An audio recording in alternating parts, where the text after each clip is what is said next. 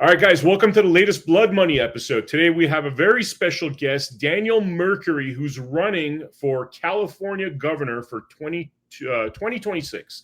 How you doing, sir? I'm doing good. Thank you, Vem, for bringing me on and allowing me to speak to your audience. Yeah, man, it's my pleasure. So, I've unfortunately been pulled into this California race for obvious reasons for people that watch this podcast and follow me, which is that Sheriff Chad Bianco falsely accused me of being the third Trump assassin. And then that got my interest piqued into why he was doing that, and as he kept kind of, which by the way, until today, Daniel, he's saying outlandish, ridiculous things, comparing me to murderers and saying that, oh, we don't know, he might have gone in there and did a mass shooting and insane things like that. So the lie keeps on persisting, right? So as Chad Bianco continued to lie, I got more interested in what is happening in California, that this is even possible, because this was like, I've been trying to find historical precedents to this, and other than that Jewel guy from the 1996 Olympics, there's really not much precedent to a California governor candidate using his campaign muscle to continue to defame me, right? So as I started becoming more interested in seeing what's happening in the landscape of California, I realized that a lot of things are very corrupt in the Republican Party. And then I started talking to all the candidates, started talking with you, and you gave me a lot of insight on what's really happening in California. So before, take all my personal stuff out of it, let's forget about the third assassin hoax, Daniel. First, tell us a little bit about who you are, why you're running, and some of the issues you identified being a candidate for California governor. Wow, that's a huge question. One of the first things, of course, was when I ran for office here in the state of California was due to the fires that were happening when I first moved to Ventura County back when the Woolsey fire had ignited. And that really opened my eyes up to the corruption.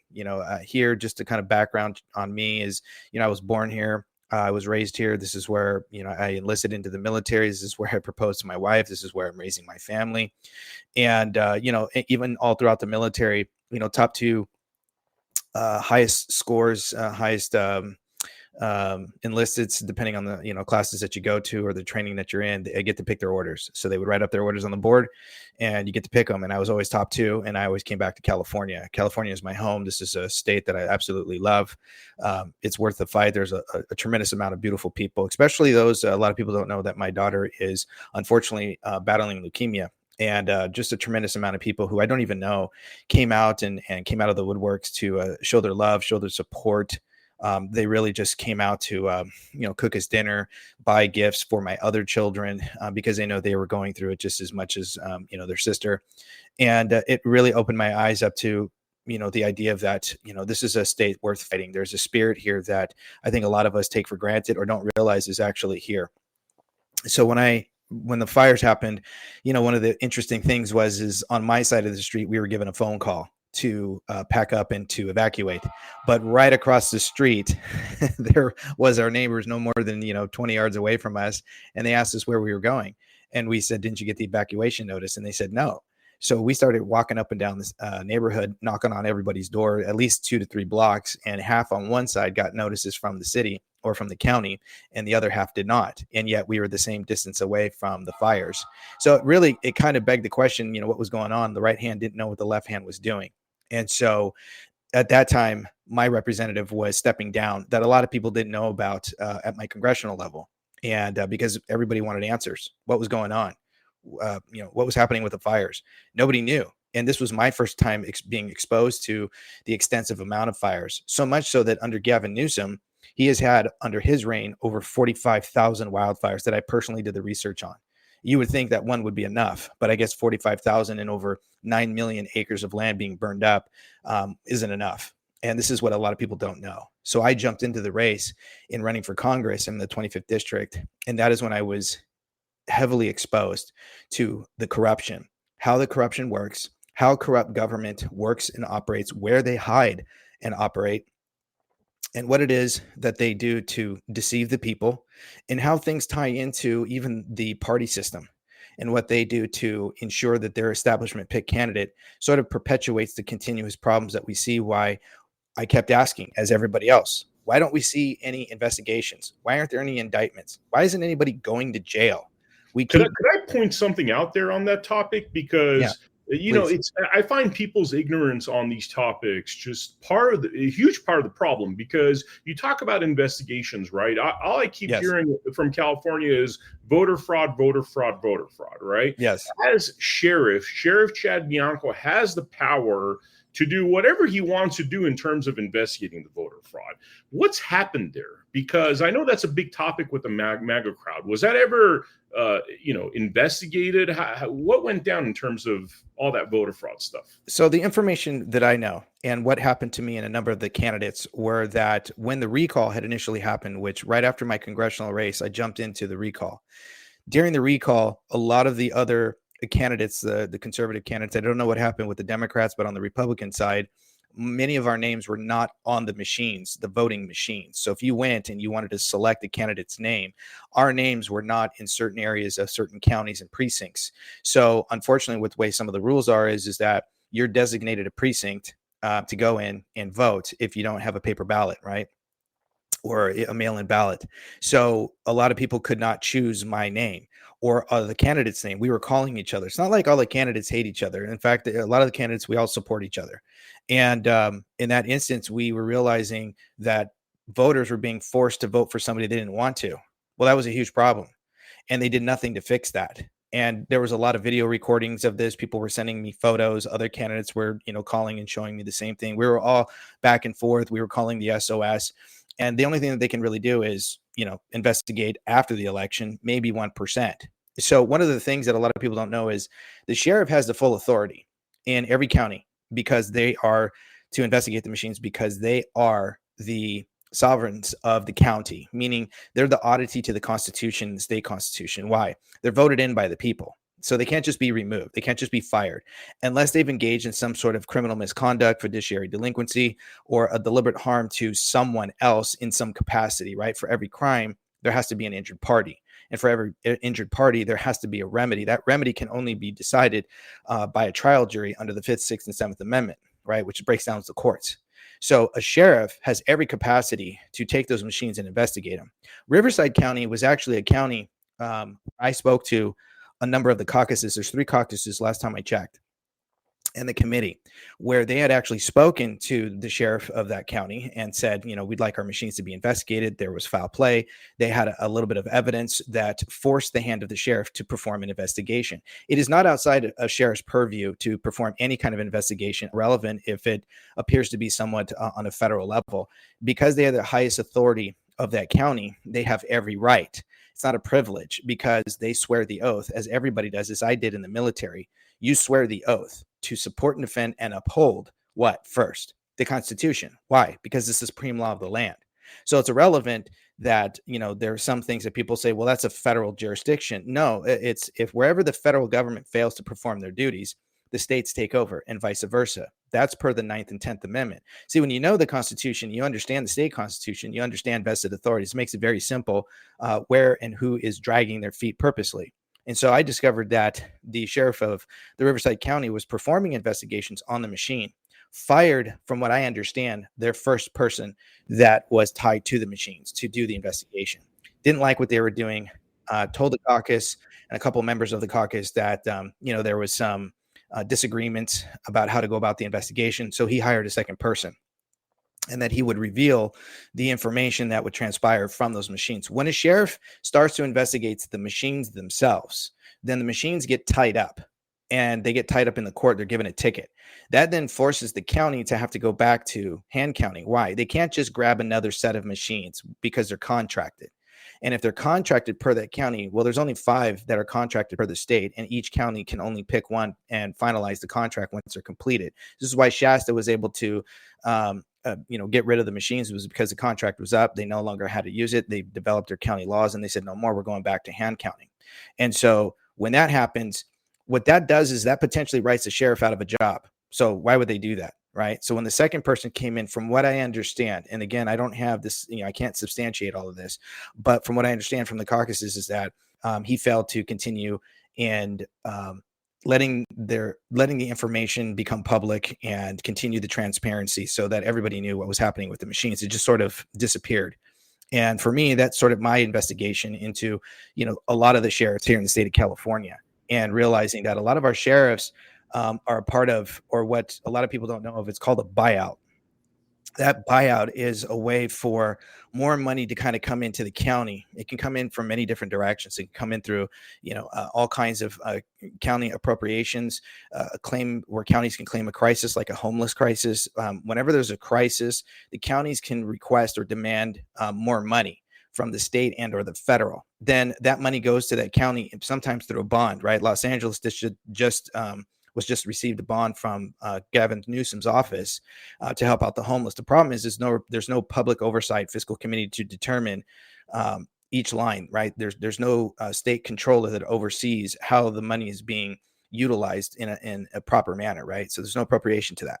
And so then that county can take the money and do whatever they want with it in various ways. And of course, it ties into the Board of Supervisors. So now we see a lot of our sheriffs who now suddenly have an inflated, bloated paycheck that's anywhere between $500,000 and $700,000 a year. That's more than the president of the United States. So when you ask a sheriff to investigate the machines, you're asking them potentially write themselves out of a job. Why would they do that? They're not going to. So sheriff job is more important than voter fraud issues. That's what you're saying?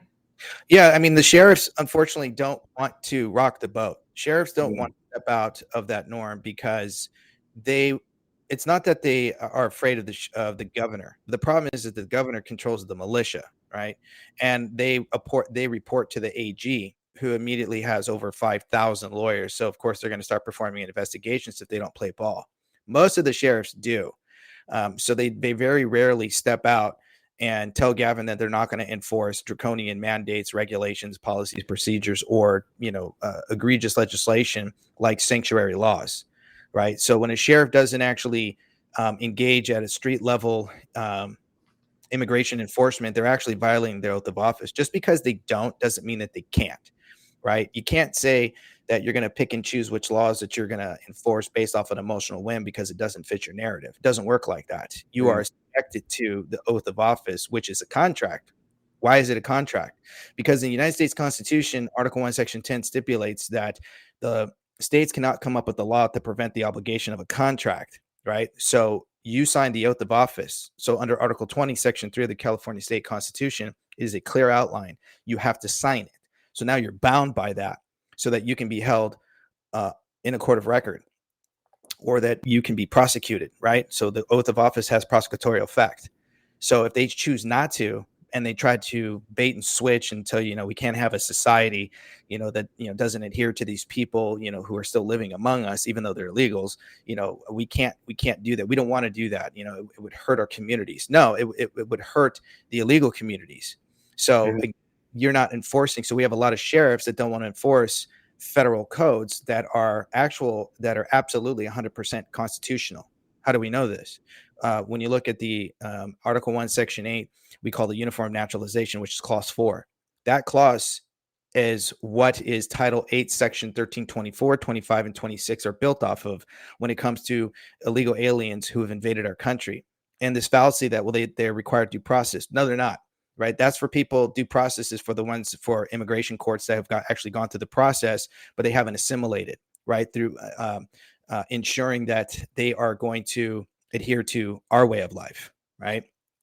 And this is how you ensure that these people no longer go to these protests and they're waving the other country's flag of origin. Well, if it's so great, go back. But we have sheriffs that don't want to do that because they're afraid that they're not going to be able to perform certain investigations, that these certain communities that they know have illegal aliens are choosing not to enforce the law. And then they kick the can down the road and they say, well, it's a federal job. It's the federal jurisdiction. We can't handle that. So again, they are failing to perform their duties when they gaslight you in that aspect. So when you know the laws and you know what they have to enforce, they have to ensure that the people's safety are adhered to by way of the Constitution.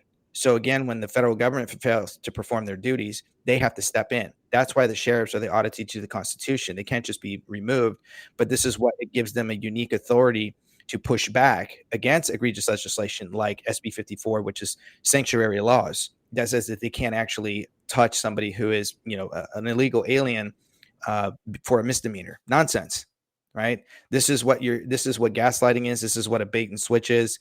And this is how you know that any sheriff who goes down that path verbally is lying to you.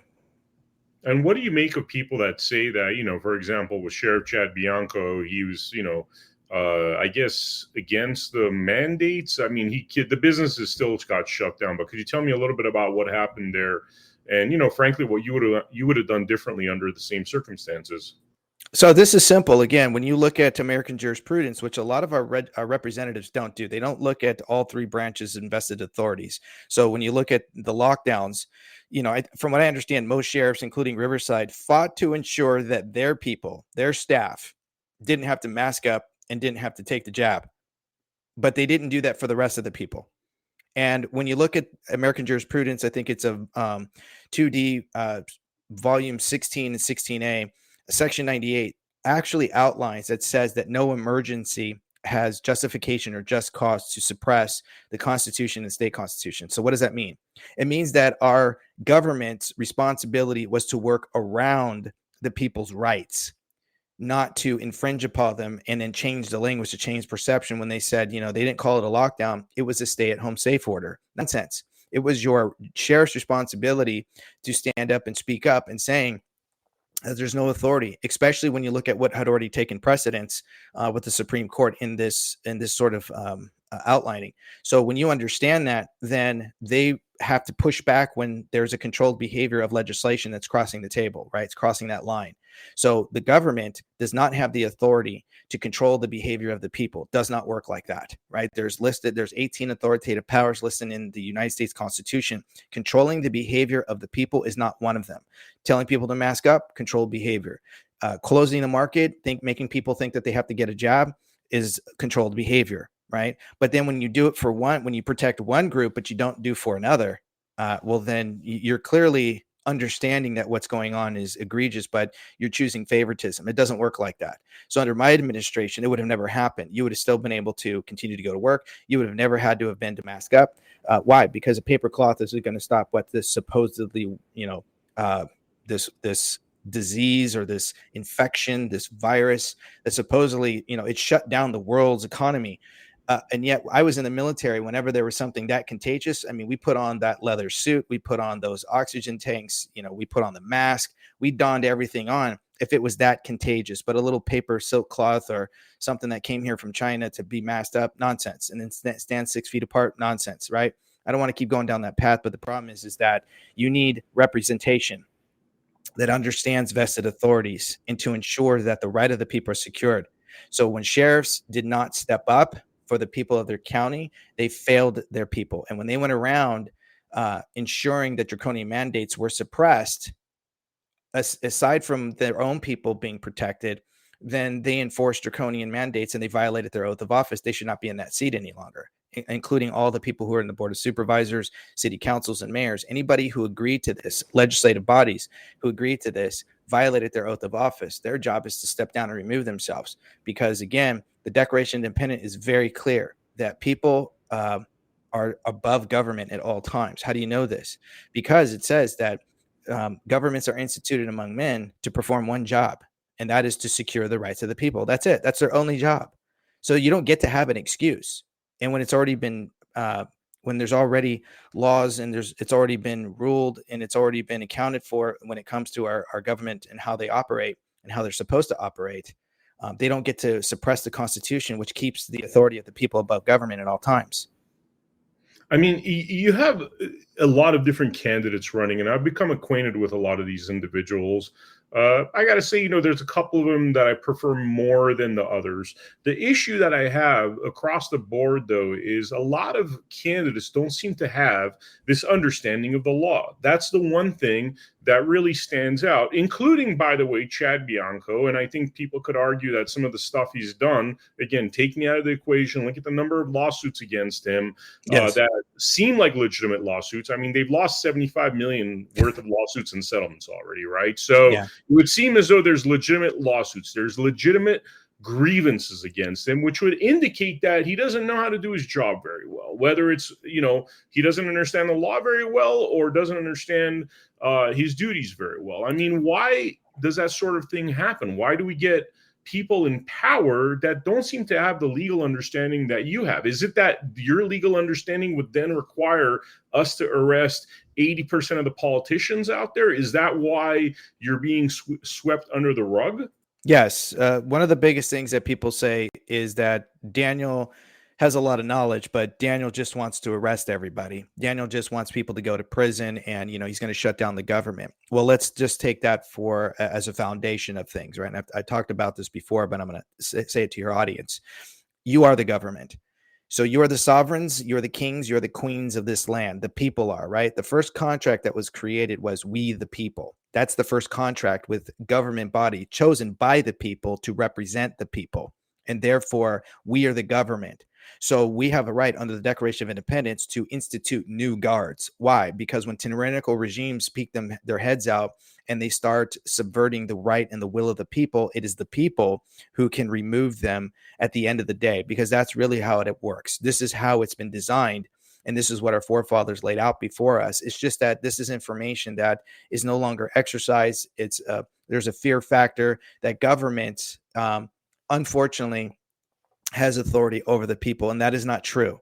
It is the other way around. And so when you have these law enforcement officials in their positions, they have become policy enforcers, not law enforcers. So policies, regulations, mandates, penal codes, those are designed to control the behavior of your representative, state agencies, and commercial activity, not we the people. So whenever there's a boundary that's being crossed, that's controlling the behavior, or it's impinging upon an open and fair and free market, then they have crossed the line. They have gone outside their vested authorities and outside the limitation of powers, which most of your police officers do not know.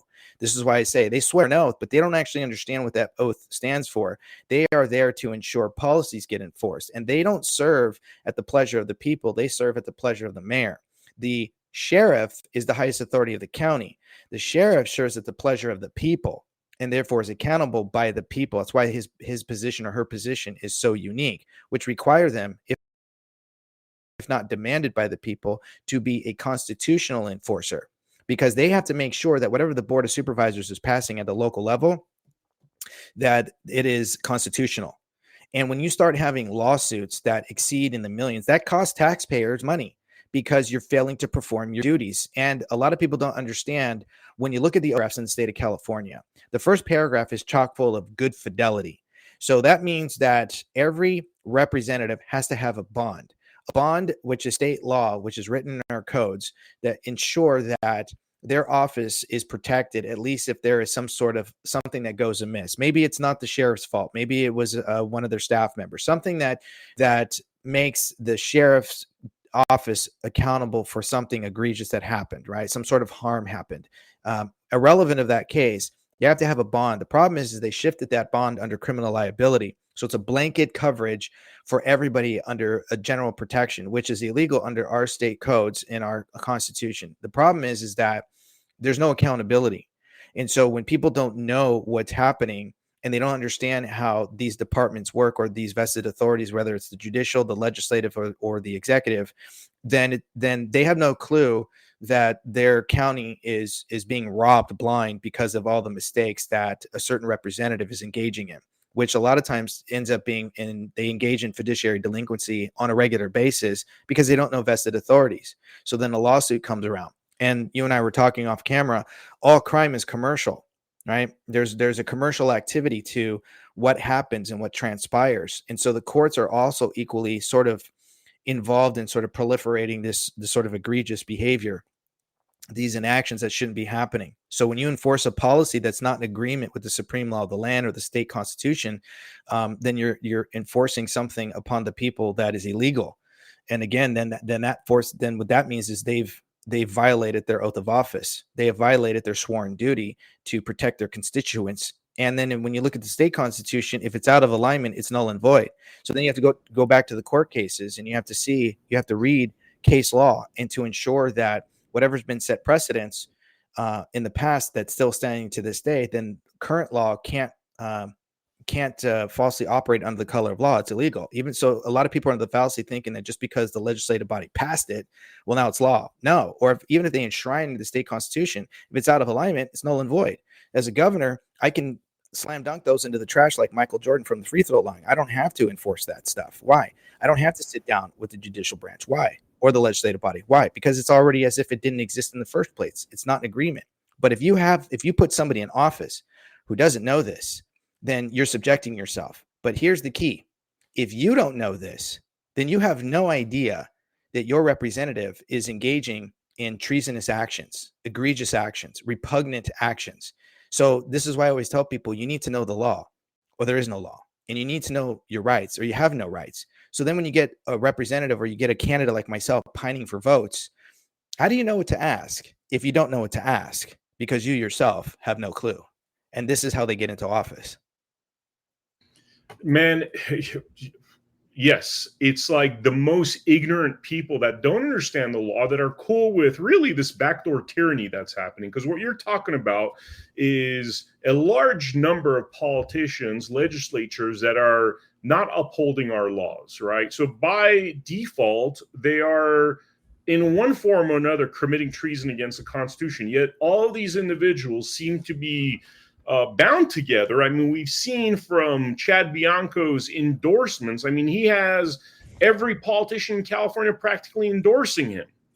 And it seems as though they all have similar policies in terms of not addressing the kind of issues you're talking about. Could you tell us a little bit about that? Well, let's first look at some of the sheriffs in the state of California. Some of the sheriffs, and I haven't done the research on all of them, but I do know that a few of them are also California bar members. You cannot be a bar member and a sheriff at the same time, right? Because of the fact that the bar enforces and insures lawyers who are esquires, a title of nobility, which is illegal under the Constitution, serve court edicts. They don't actually serve the people.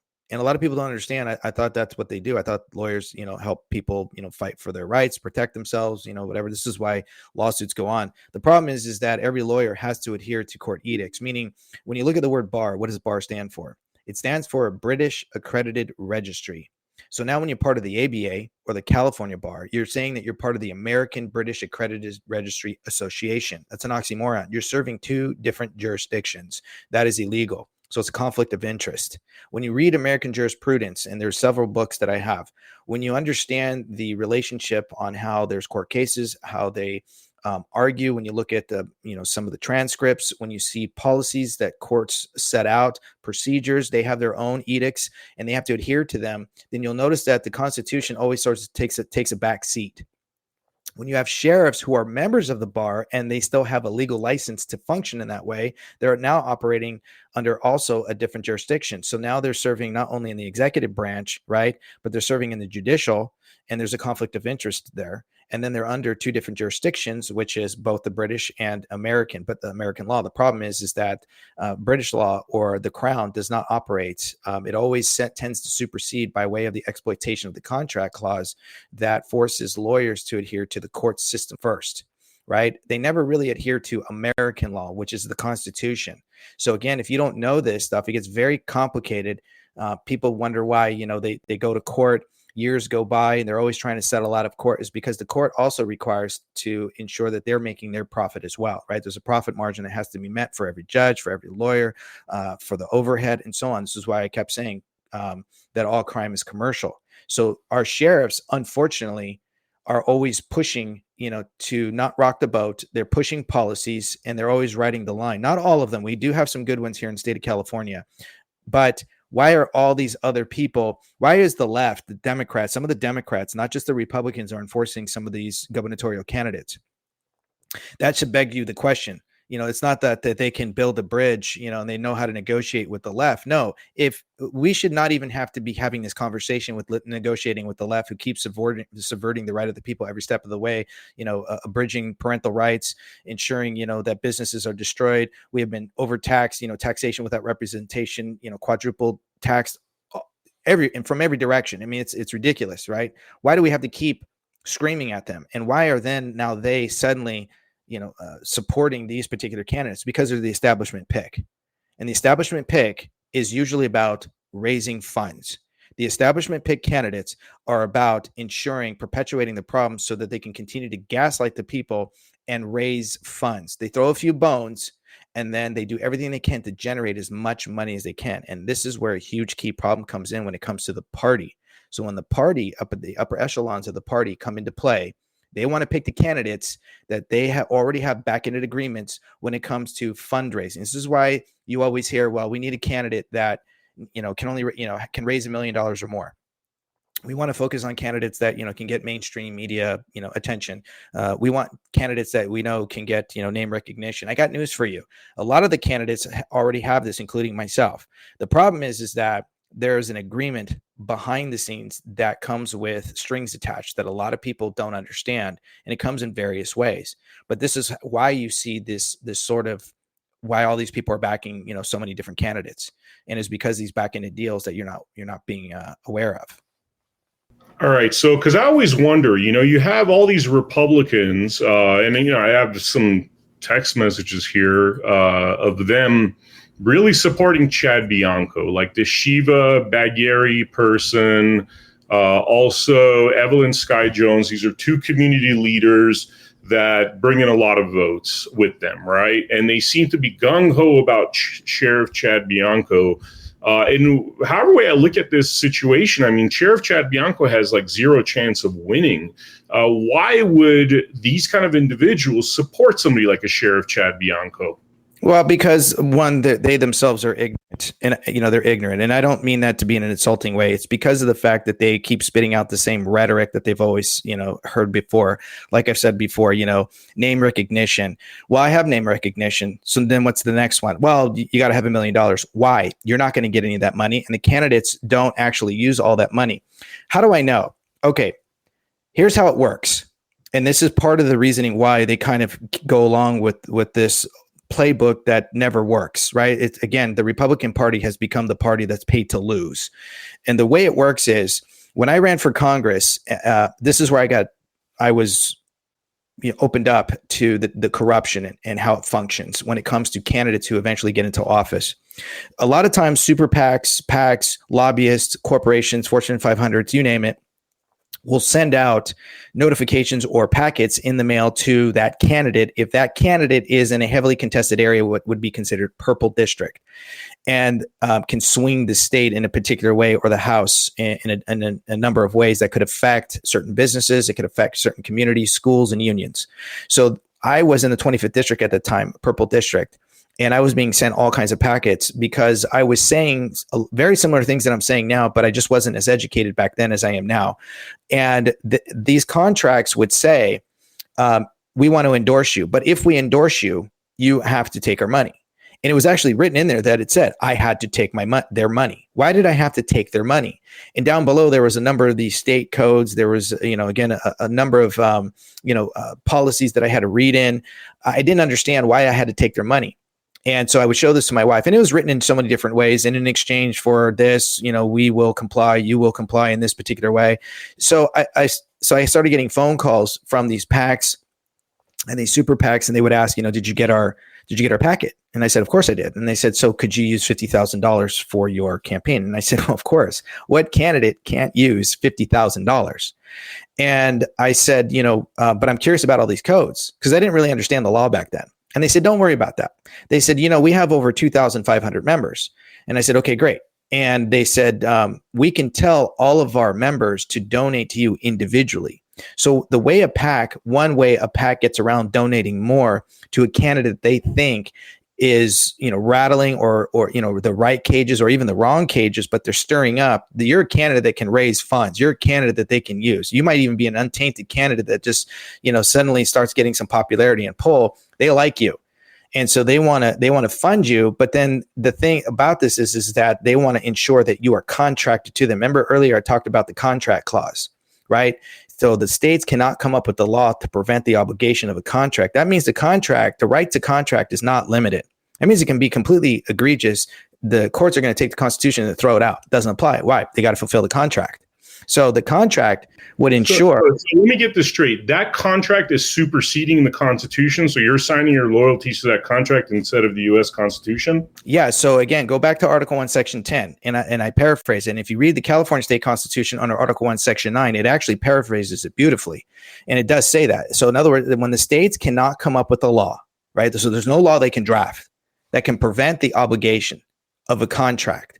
It's telling you that the right to contract, to just draft a contract, it's not limited. It can be in all kinds of different fashions and forms and wording, right? So this is why the legal language comes into play. This is why I say they change the language to change perception, because it disrupts linguistical canons that the courts adhere to, right? So the courts adhere to the meaning in a word and a phrase at the time it was first adopted. But when you understand how to change the legal language to give it new meaning, it disrupts all of that. And so it confuses and confounds the courts to have to make a proper decision when they've already decided on something of a similar nature in the past.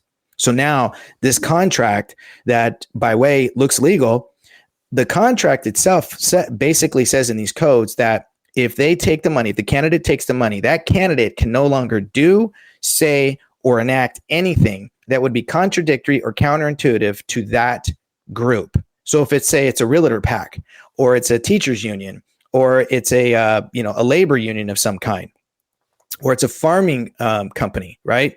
If you try to draft any legislation, or if you are a governor and that legislation comes across your desk, you by that previous contract will be held up because it's there for a number of years.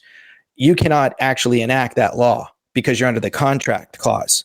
So now we wonder why our representative, who we loved, and we wonder why they did, they were so great and they made all these promises, and all of a sudden they turn around and they've done nothing, is because they took the money and they signed an agreement. So question, aren't you, by signing that contract, and I'm imagining most of the candidates, especially the farm owners, have signed such contracts, isn't that by default you're committing treason against the Constitution? No, because again, it's the legal loophole. It's exploitation of the contract clause. This is one of the areas that corrupt government hides and operates. They hide and operate behind the contract clause. The contract, according to the bar, is what allows people to waive their rights. And when you waive your right contractually, well, that's on you, because in 1956, U.S. versus Minker, the judge in the transcript actually said that what appears to be lawful on the surface, people are cunningly coerced into waiving their rights due to ignorance. So they're basically telling you, they know you don't know any better. The courts know that you know nothing about the laws, and you certainly don't know about contracts. This is why it's very important that when you put your name on a dotted line, you know exactly what you're saying and what it's saying. And you have to be cautious about that.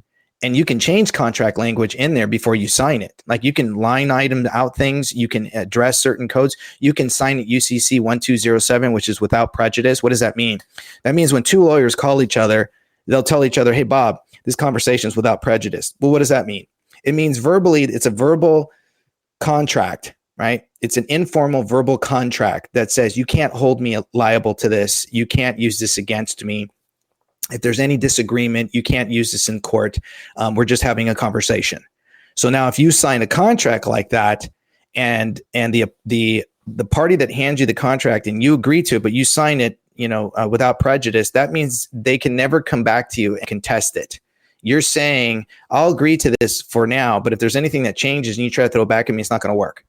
Right. And this is what I did to help my wife from being fired from her NICU unit here in Southern California. And I helped over 700 people maintain their jobs during the lockdown because they didn't understand that contract section that they were being forced to have to engage in. Right. And they were always asking people, only people who qualify for religious exemption, which is the First Amendment, can sign, this form that would give them that exception or exemption once they, proved their faith. The problem is that was the trick question. Only those who qualify. And my wife said, well, who qualifies? And I looked at her and I said, everyone qualifies.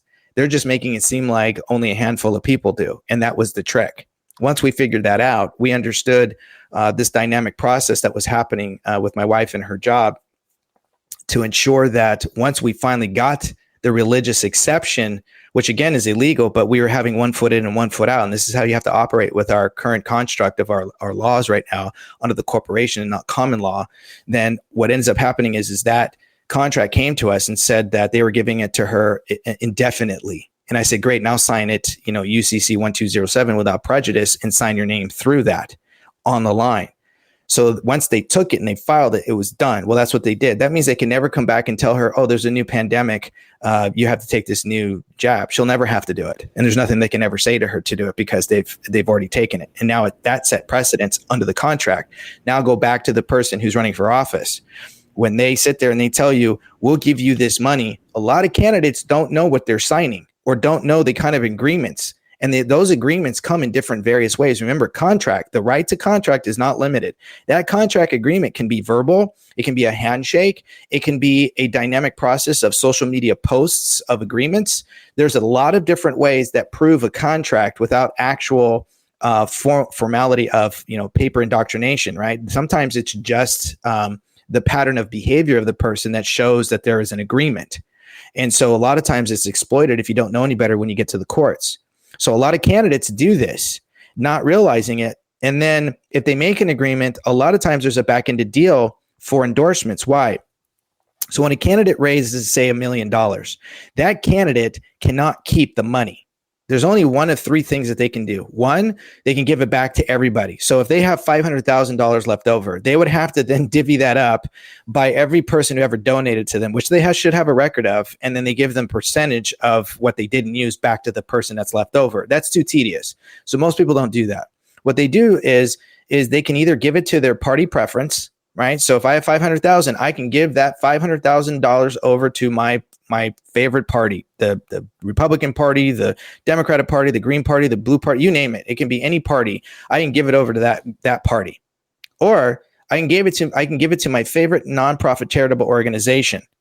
But the problem with the charitable organization with these nonprofits is sometimes the party has already a list of their favorite or their favored nonprofit charitable organizations that they are associated with. And then what they do is they tell the candidate, because when I asked them about that money, they said even if they were going to give me all this money, and I said, okay, but I said, why would I want to sign this agreement? And they said, well, because we can help you keep the money. So I was like, well, you should be telling me this? And they said, no, it's perfectly legal.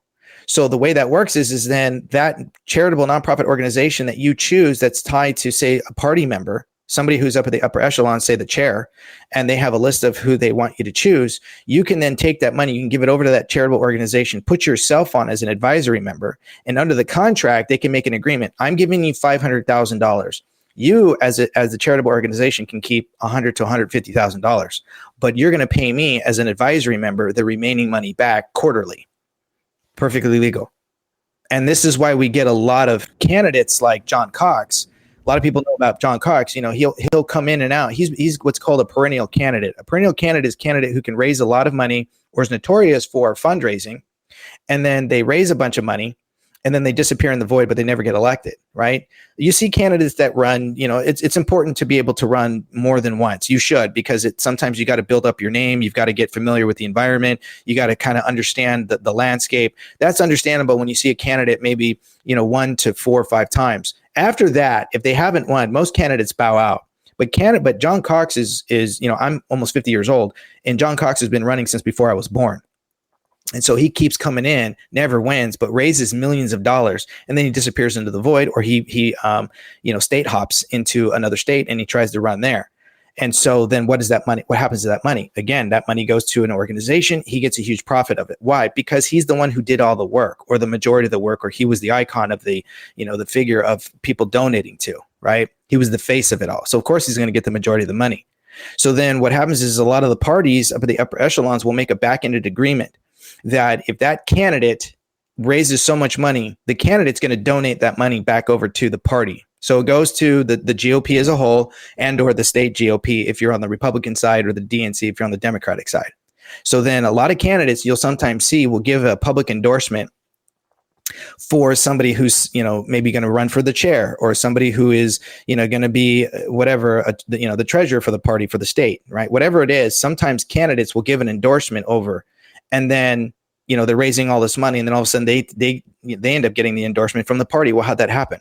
Because again, they gave over money. If you look at Dolly, Dolly's wife donated, Senator Dolly, who ran in the 2022, he made it to the general. His wife, they have a record of showing that they've donated to the party on average $5,000 a year. But when he ran for governor, they gave almost $45,000. And then 2 days later, he got the nomination. Well, how'd that happen? Right? It's a pay for play. And this is how pay for play. And this is how a lot of candidates will throw bones.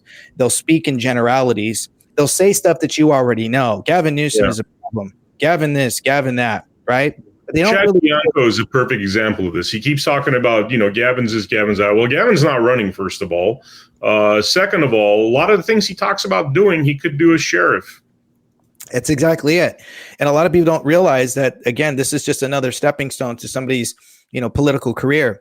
And we keep we keep talking about career politicians, but every time you put a new career politician in a new position, you're just proliferating and extending that life of career politicians who eventually just get warped or eventually just turn their backs on the constituents because, well, they're making their own money. This is why, we always wonder, well, gosh, how is it that somebody who goes in at the assembly level, they only make roughly 115, 125 a year, and then they come out a millionaire? How'd that happen?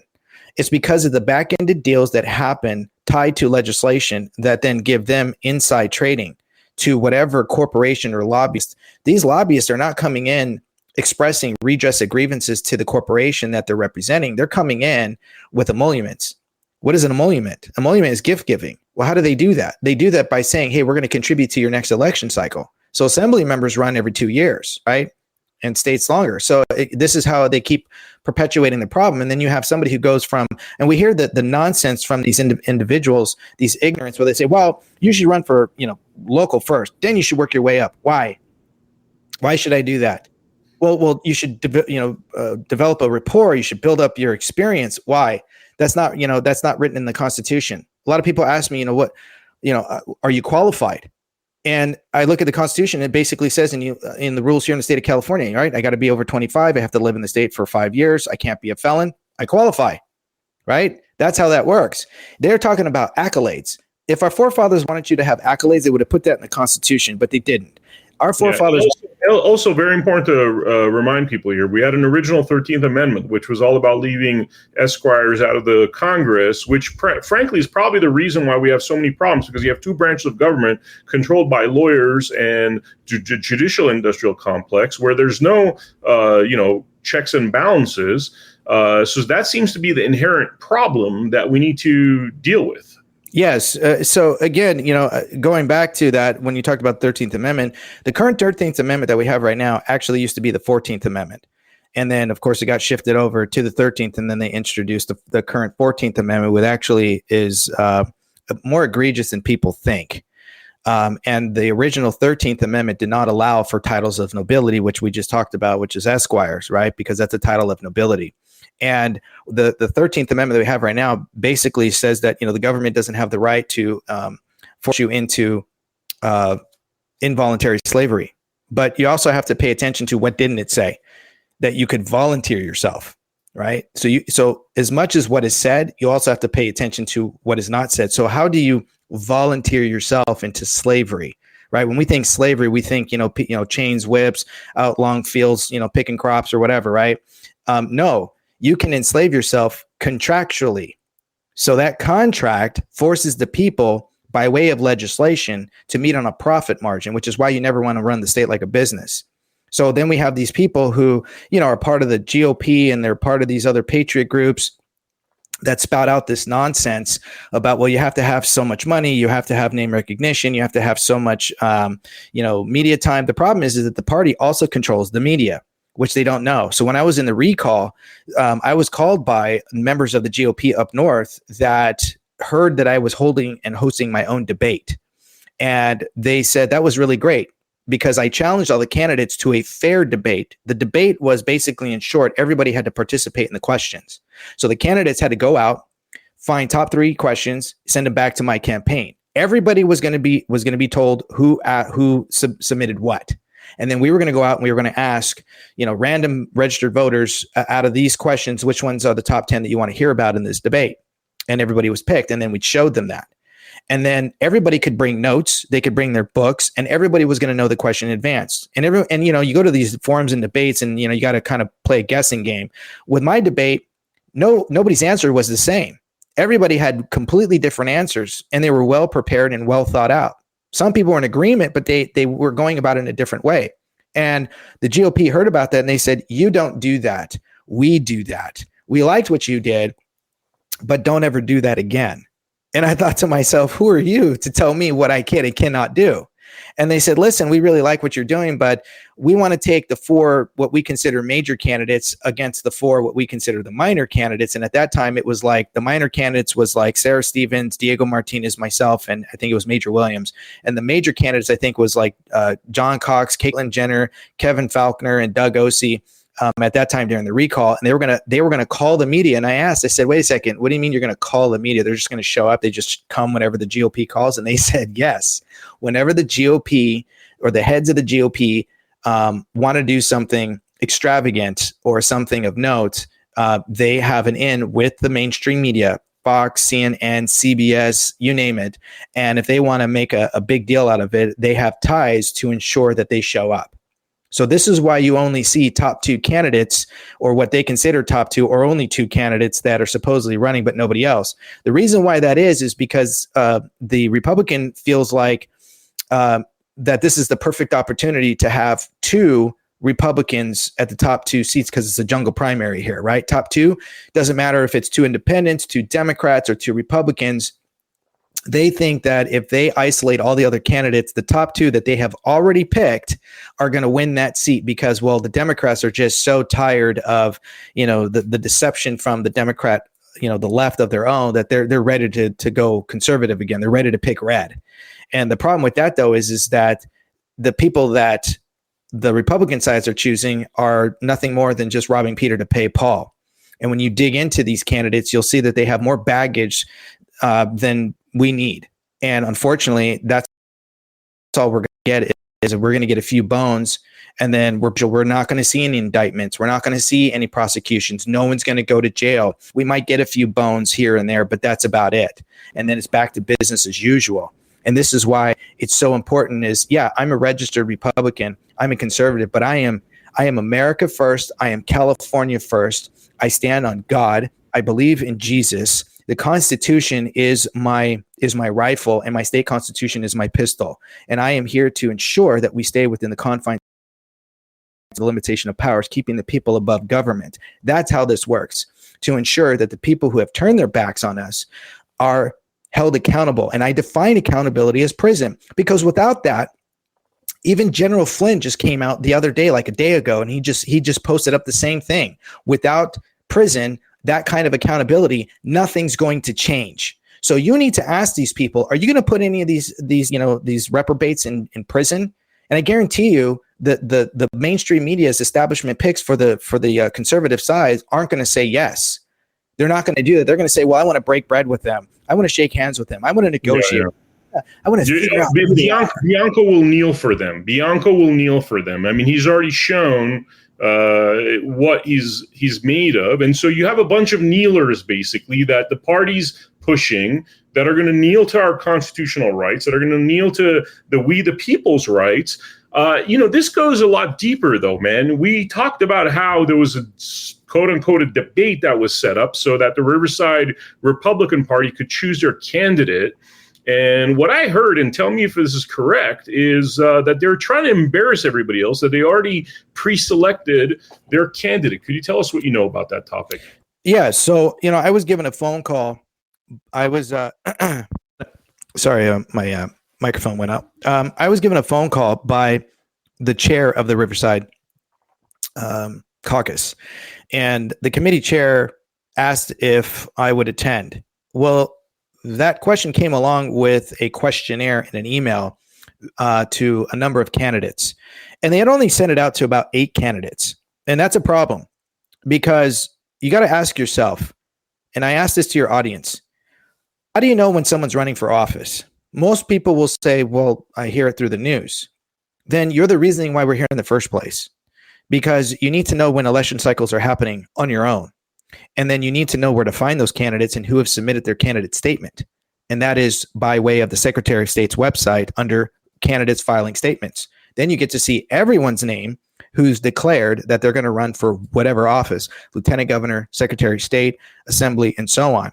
And then you'll see a plethora of names. That's where you start your research. You don't wait for the party and you don't wait for the mainstream media. You do your own critical thinking.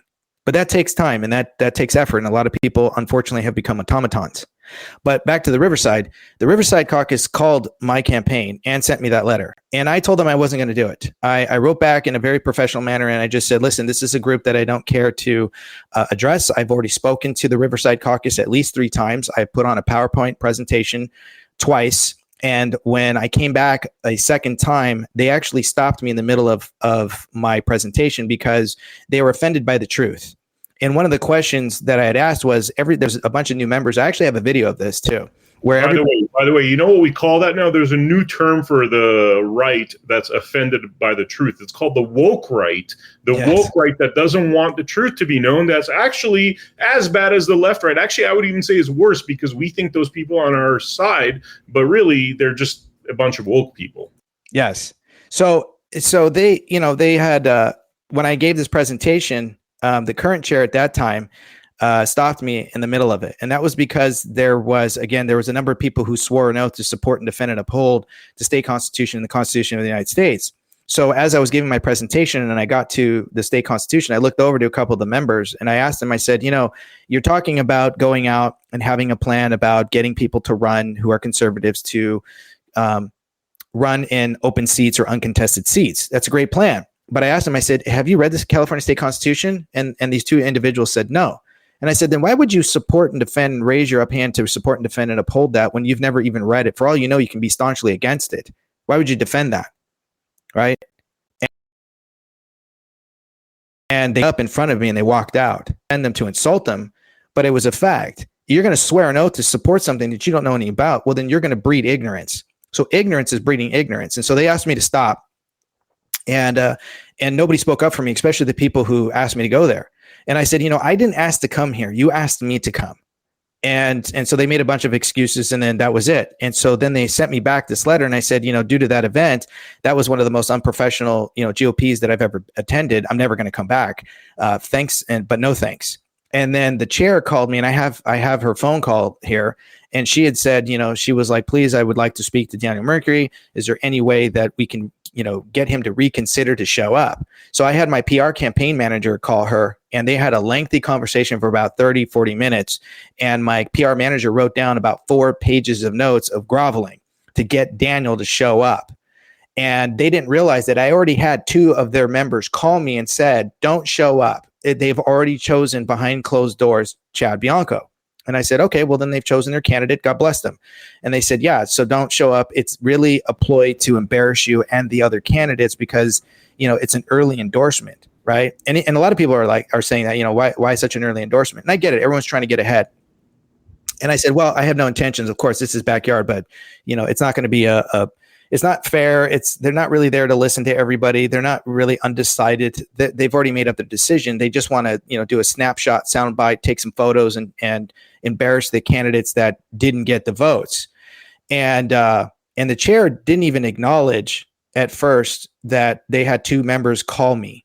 And then right after that conversation, I had a 3rd member call me and tell me that they had heard, about me being notified, and they said it's absolutely true. They were also in that meeting when they had already privately chosen their candidate. And so my PR manager had said, well, listen, you guys have already chosen a candidate, so we're not going to waste our time. You've already made your selection. God bless you. God bless your candidate. May the best man win. And they said, and she said, no, we're going to welcome Daniel with open arms. We're so sorry this happened. We have not publicly chosen a candidate. And my PR manager said, we didn't say public. We said that you've already done it behind closed doors.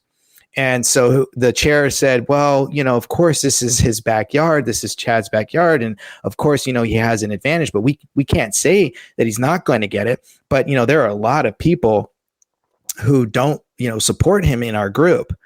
And so, they just said, please consider, we would love to have him here.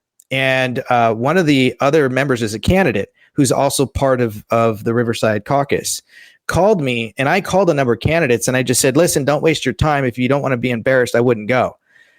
It's just a courtesy call. I don't support being, shotgunned interviewed. I don't support, being embarrassed. It's unprofessional. And this is what's happening among the GOPs and in different areas of the state. And I get phone calls because I've been at this for years. I have started since 2019 till now. So I have been all over the state. I have been to over 230 some odd cities. I've been all 58 counties. I have spoken to countless, and this is what a lot of people think, Daniel's, playing catch up to them. No, they're catching up to me. This is why I get phone calls from multiple groups. There's always somebody in some group that knows who I am. And so that member, who's also a candidate, called me and he said, hey, thanks for the heads up, but you were absolutely right. 100%. It was a trap. So much so that it was a vote, 38-2, in favor of Chad Bianco. And they said that it was interesting that they had to mention Daniel's name. They said that, and because Daniel Mercuri did not show up, he declined to participate.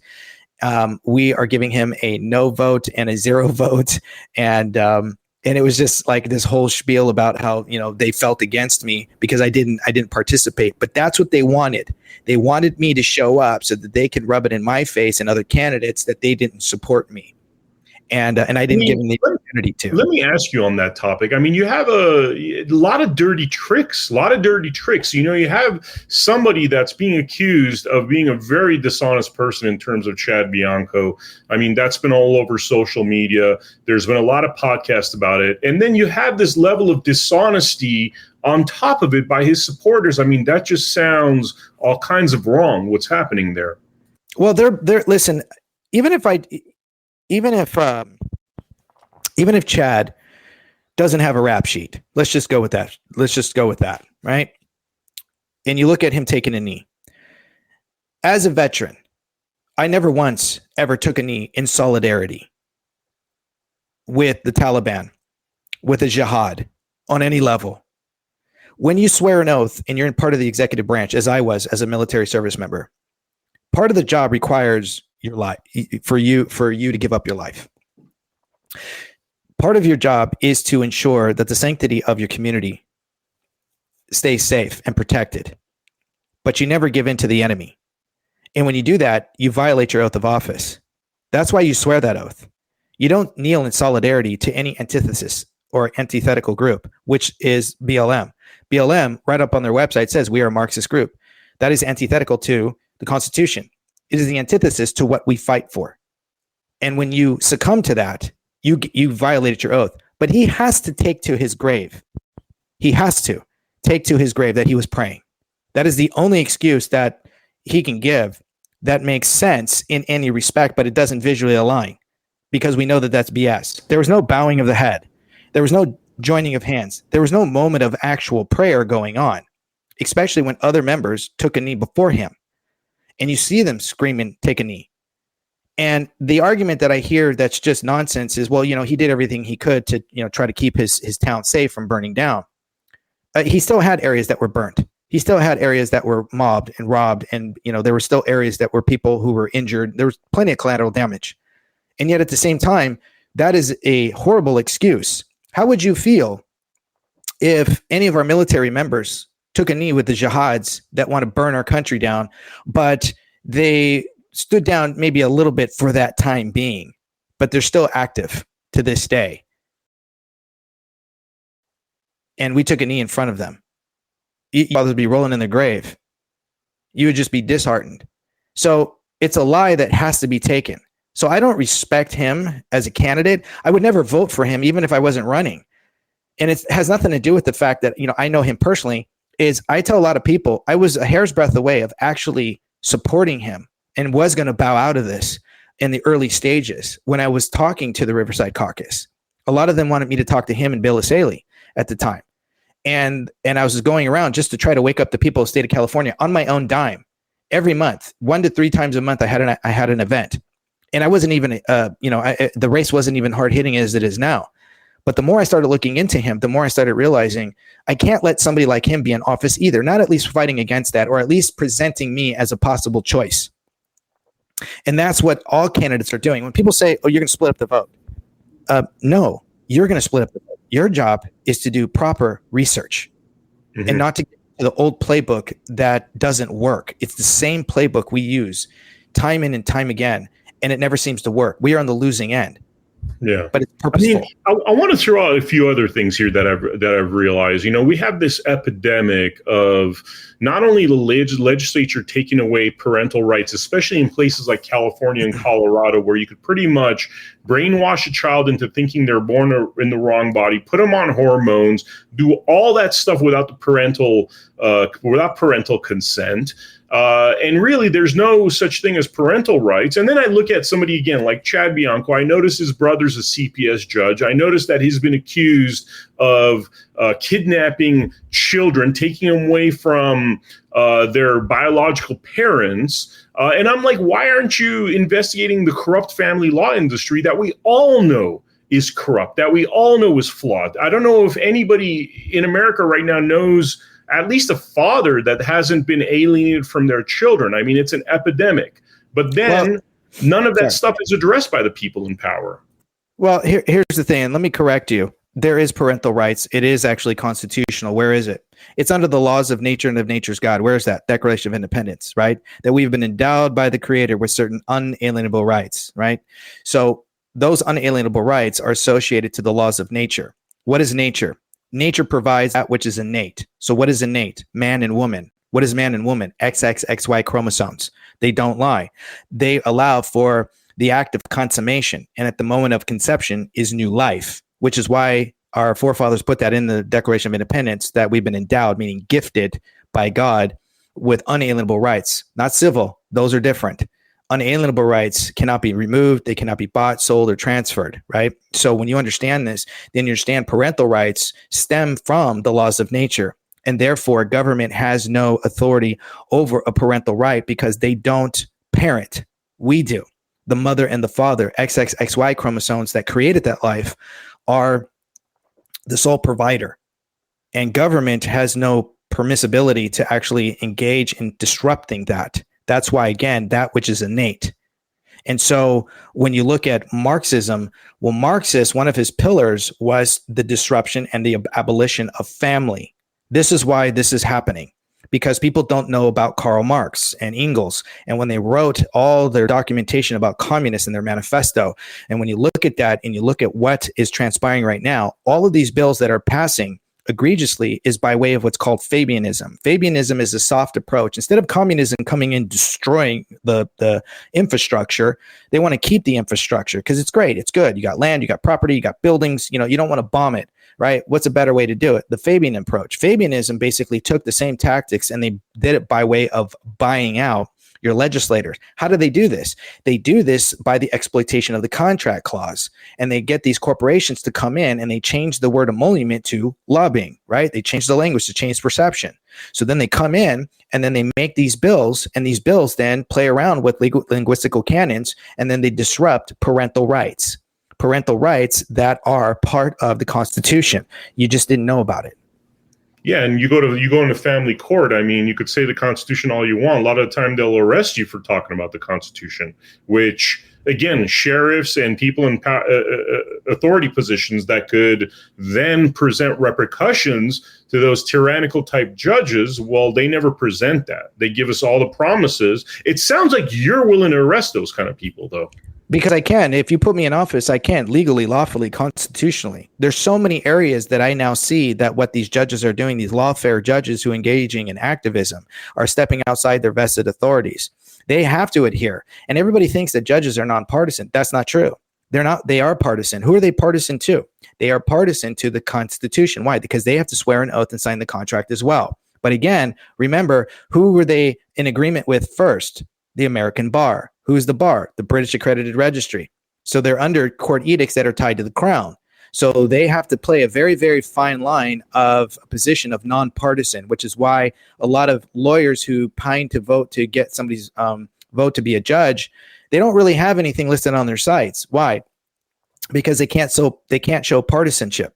So they have to remain neutral. So it's just their name and maybe how long they've run and the endorsements that they get, and that's about it. but you really don't have any insight into them. In fact, I know this for a fact because when I was up at Bear during the 2022, there was somebody who was running for judgeship, and he could not answer. He could only say, I can neither confirm nor deny. And at first, everybody thought that was super funny. But then it started getting irritating because people wanted to know his stances as a judge and what he was going to enforce and how he felt about particular certain issues, or what he would do, knowing his, the laws the way they think that they know lawyers know. The problem is lawyers don't know the law. They know tort. They know contract, non-contractual crime. And then they're like doctors, right? Just because you're a doctor doesn't mean you have a blanketed understanding of, oncology or, neurology and so on, right? That's what lawyers are. So don't assume that lawyers actually know the law. In fact, lawyers are, it's not even the law. They pay attention more to the loopholes of the legal language when it comes to the law, not justice. And the law and justice are not synonymous. Justice is by way of the people. The law and the legal loopholes in language is always something that they adhere to. This is why they always try to tell people that they are nonpartisan. And this is why we have a problem with judges. If you don't understand this and you step in front of a judge, you're stepping in front of a magistrate. That's not a court of record. Family court is not a court of record. This is why I would never want to go to a family court. I'd want to go straight to a trial jury, because again, that's by way of your peers. That's a court of record. We have courts of equity and these nisi prius courts, which is, again, you stand in front of a judge or a magistrate or anything like that, right? This is not how it's supposed to function. But again, there's profit to be made. And this is the problem that we have with court codes that don't align with the sovereignty. And this is where government then peeks their neck out above the people's status. And it's supposed to be the other way around. You put me in office, that's going to get corrected. You put me in office, I can't wait for these judges to peek their heads up, because those are the first ones I'm going to make an example out of. By the way, you go into, Chad Bianco's funders and stuff, and if you go deep enough, you'll find people that own things like foster care homes, millions of dollars flowing through it, multiple allegations of child sexual abuse. Yes. So I would think that if I'm getting money from that individual that is connected with those foster care homes, that is profiting off of the family law destruction, I mean, obviously that person's not going to do much. It sounds like already by contract or by some kind of tacit agreement, they've already agreed not to pursue the real criminals. So then you have somebody like a Daniel Mercuri that comes and says, I'm going to arrest all these criminals that are committing treason against the Constitution, and the whole party is basically against you, is what you're saying.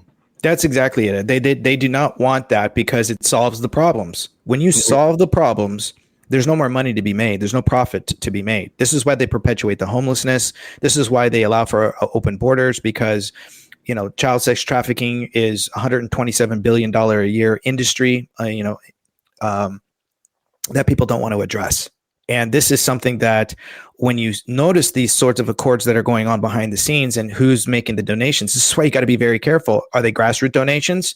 Then you got to be careful. This is why a lot of people say, well, you need all this money. No, you don't. I have been traveling up and down the state of California on my own dime. How do I get all this information from people that are down south, up north, and Midwest? That is because of the fact that I've made my presence known off of my own dime. I've shown the people that I know how to handle, I know how to budget, and I know how to ensure how to starve the government and feed the people to ensure that they are not meeting a profit margin or having to incur a debt that the following generation has to pay.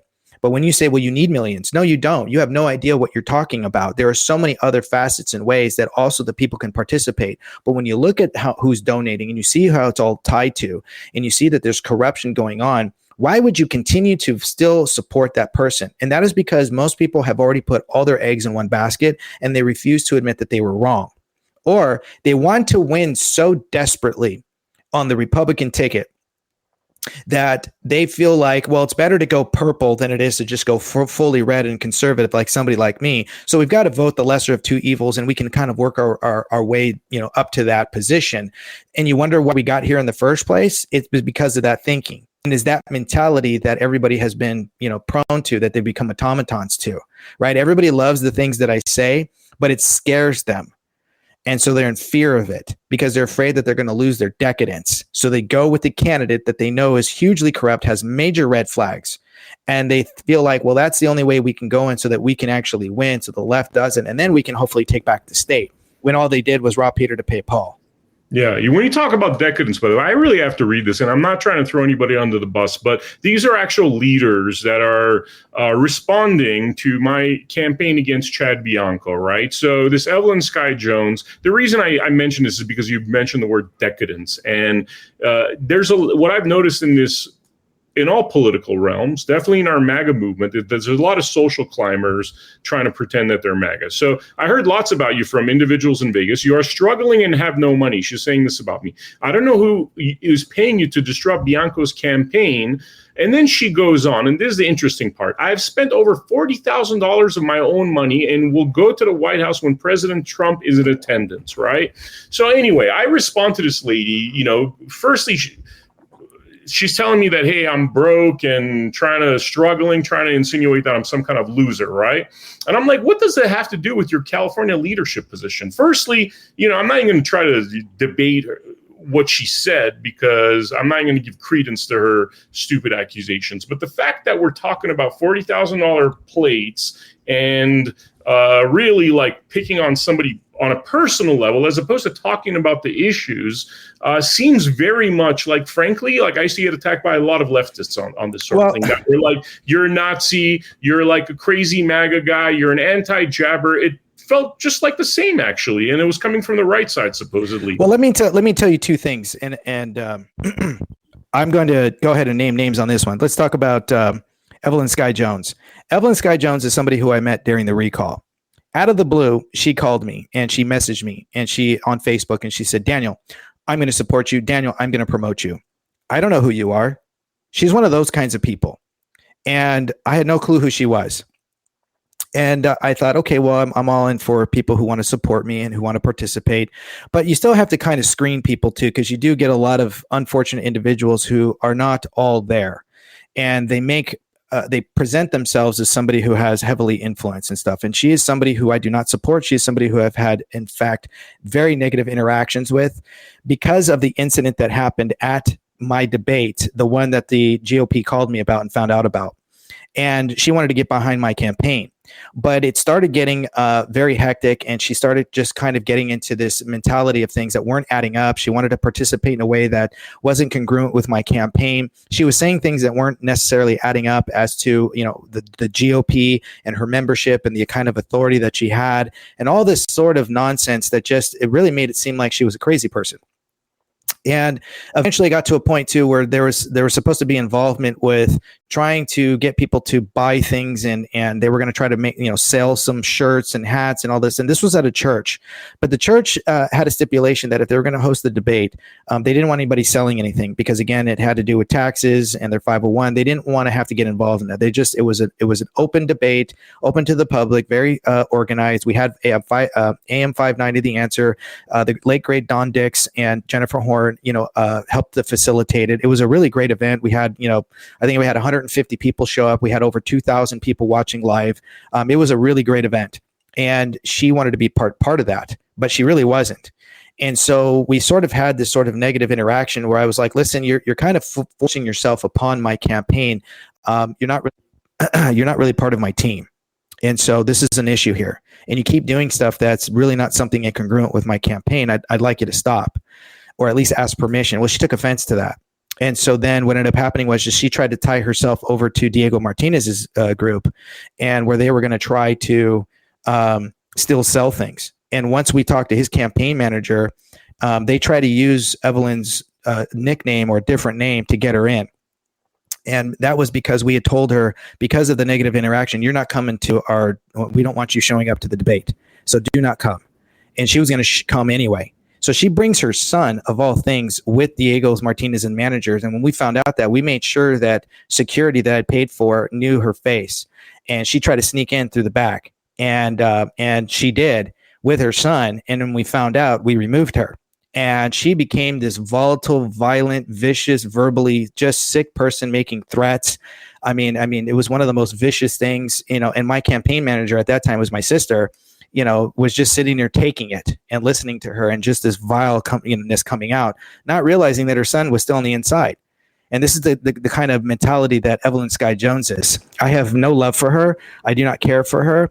And so there was another member His name was, I believe his name with the GOP is John Bechtel. I don't know if he's still part of the GOP, but he and I had a huge conversation. We had a blowout, but during that conversation, he found some respect for me, and he called my campaign up, and he wanted to apologize, and he wanted to kind of get on the same page. I didn't really want to have anything to do with him, but my campaign manager said, listen, you and people like Evelyn Sky Jones, who are kind of blackballing me. So Evelyn's called around to all the GOPs to blacklist me and to not invite me. And then when we told John had an inside where he was gonna get her kicked out. And then she called my campaign and she was begging for us not to do it because John was going to do it.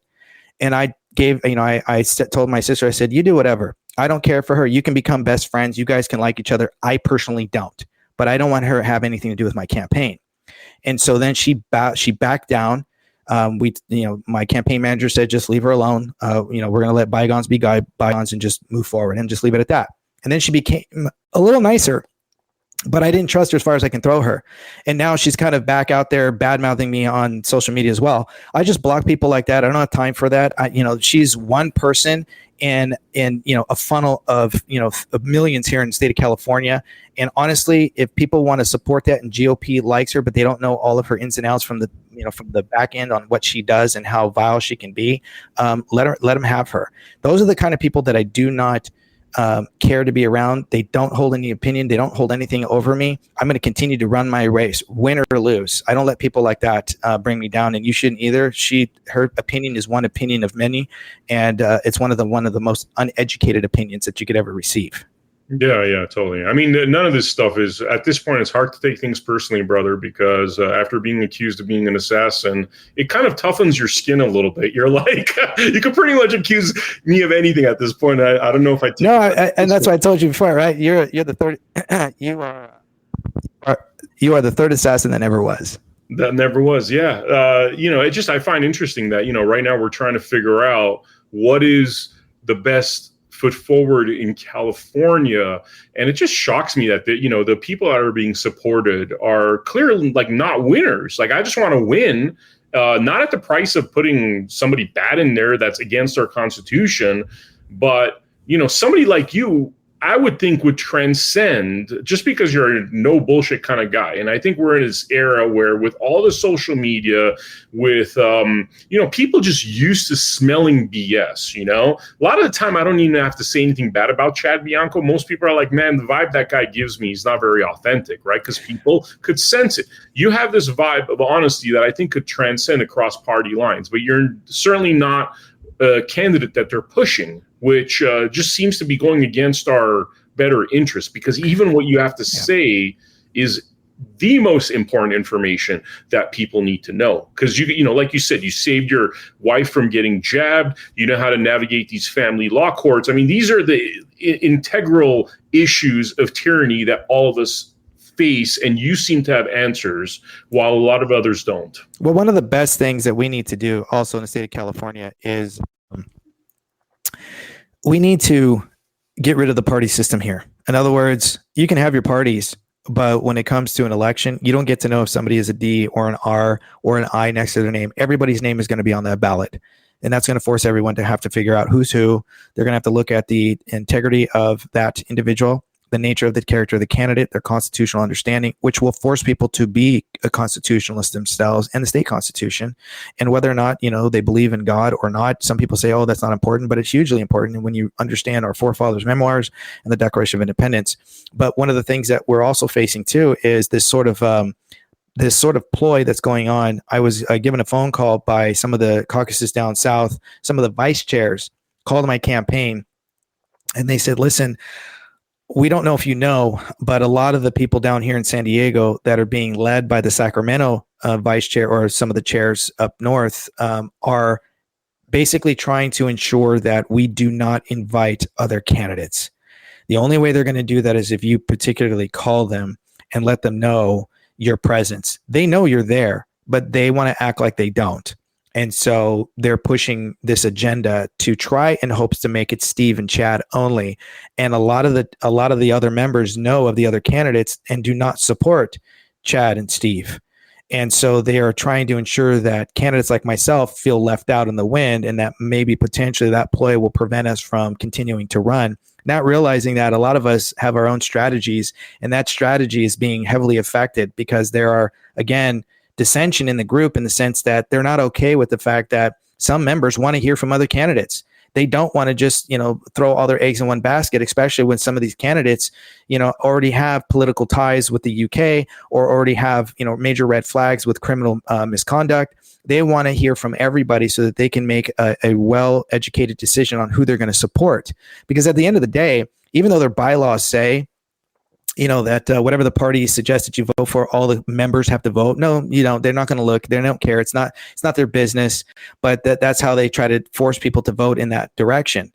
And this is a huge ploy because they don't actually follow their own bylaws. And I know this for a fact. I have it on video where I got a standing ovation with the CRA during the 2021 recall.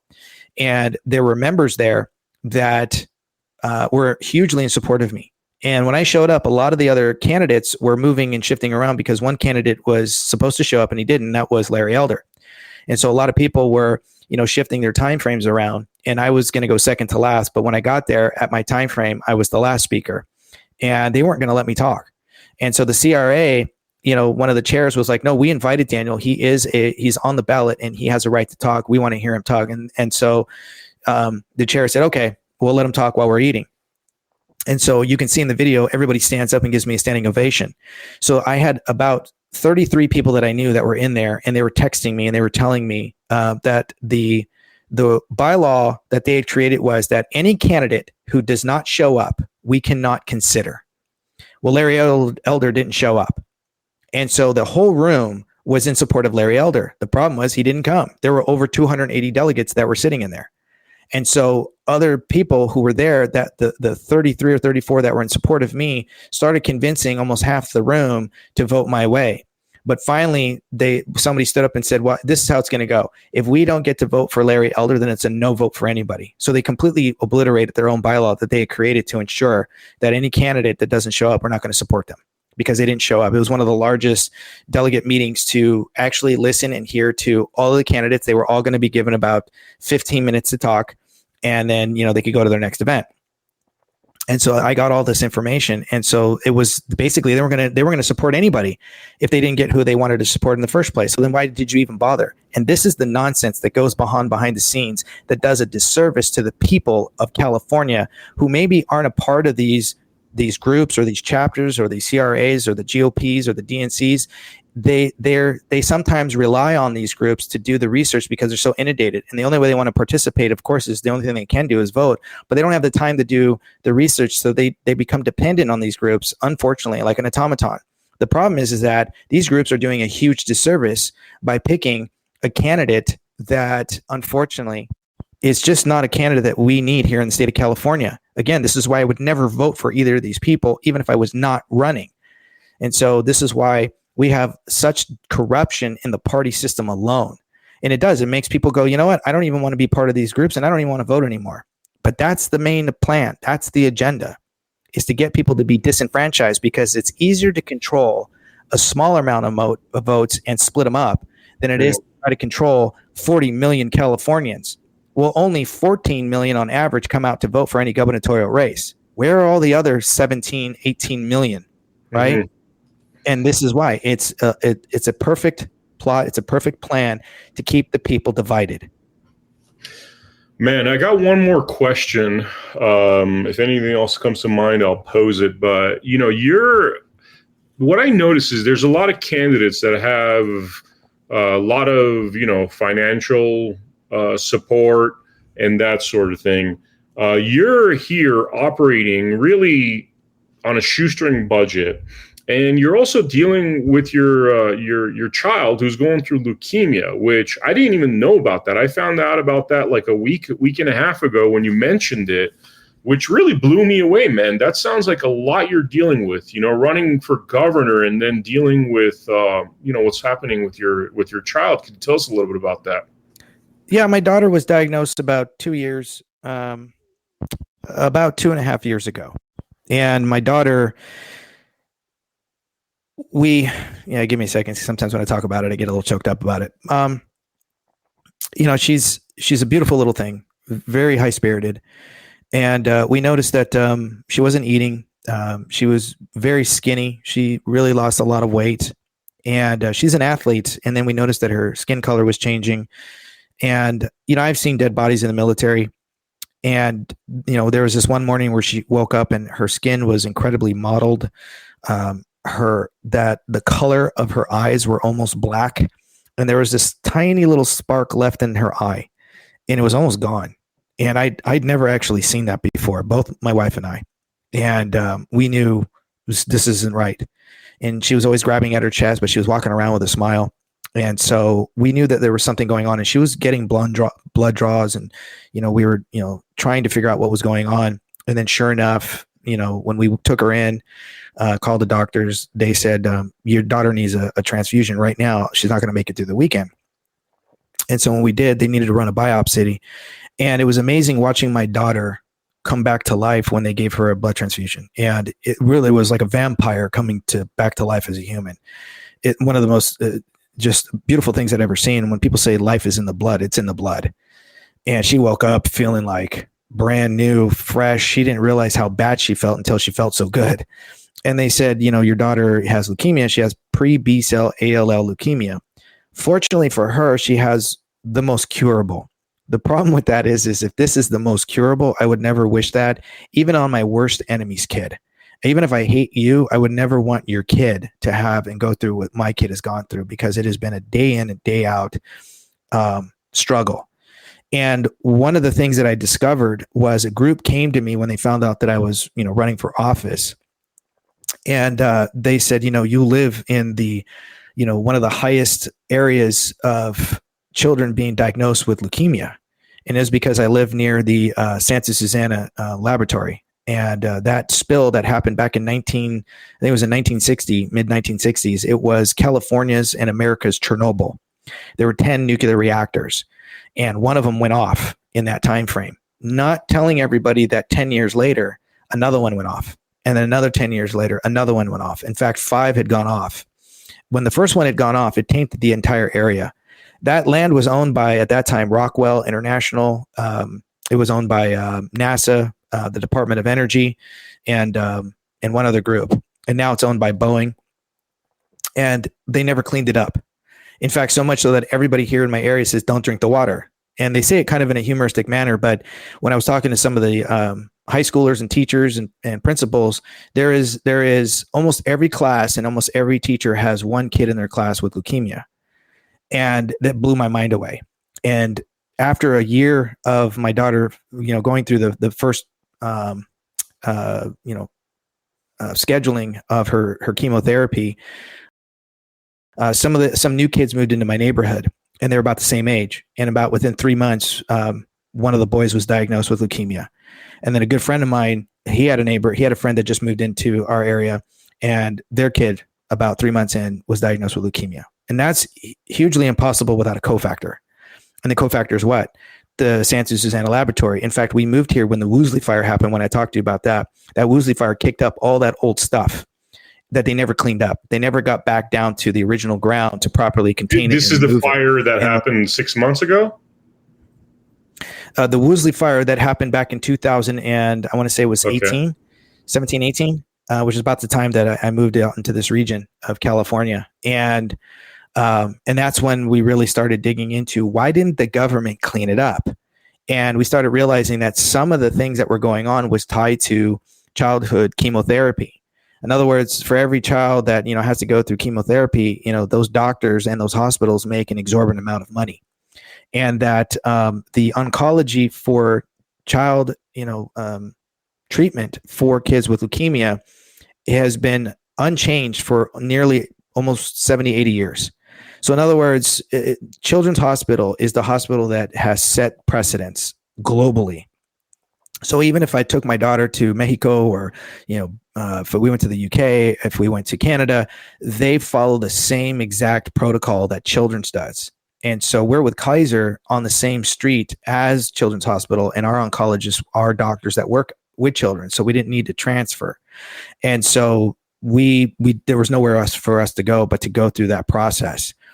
And, unfortunately, this actually invigorated me to also stay in this fight, because the more I learned with this group about what did not happen, that our legislative body continues to kick the can down the road, and that they're not actually doing what they're supposed to doing, and that all these kids suffered, because of the land, the farm, the water, everything has been tainted. And there's a lot of, archaeologists that have come out here to, test the ground and the soil and the water. And it is by far one of the contaminated areas in all of California.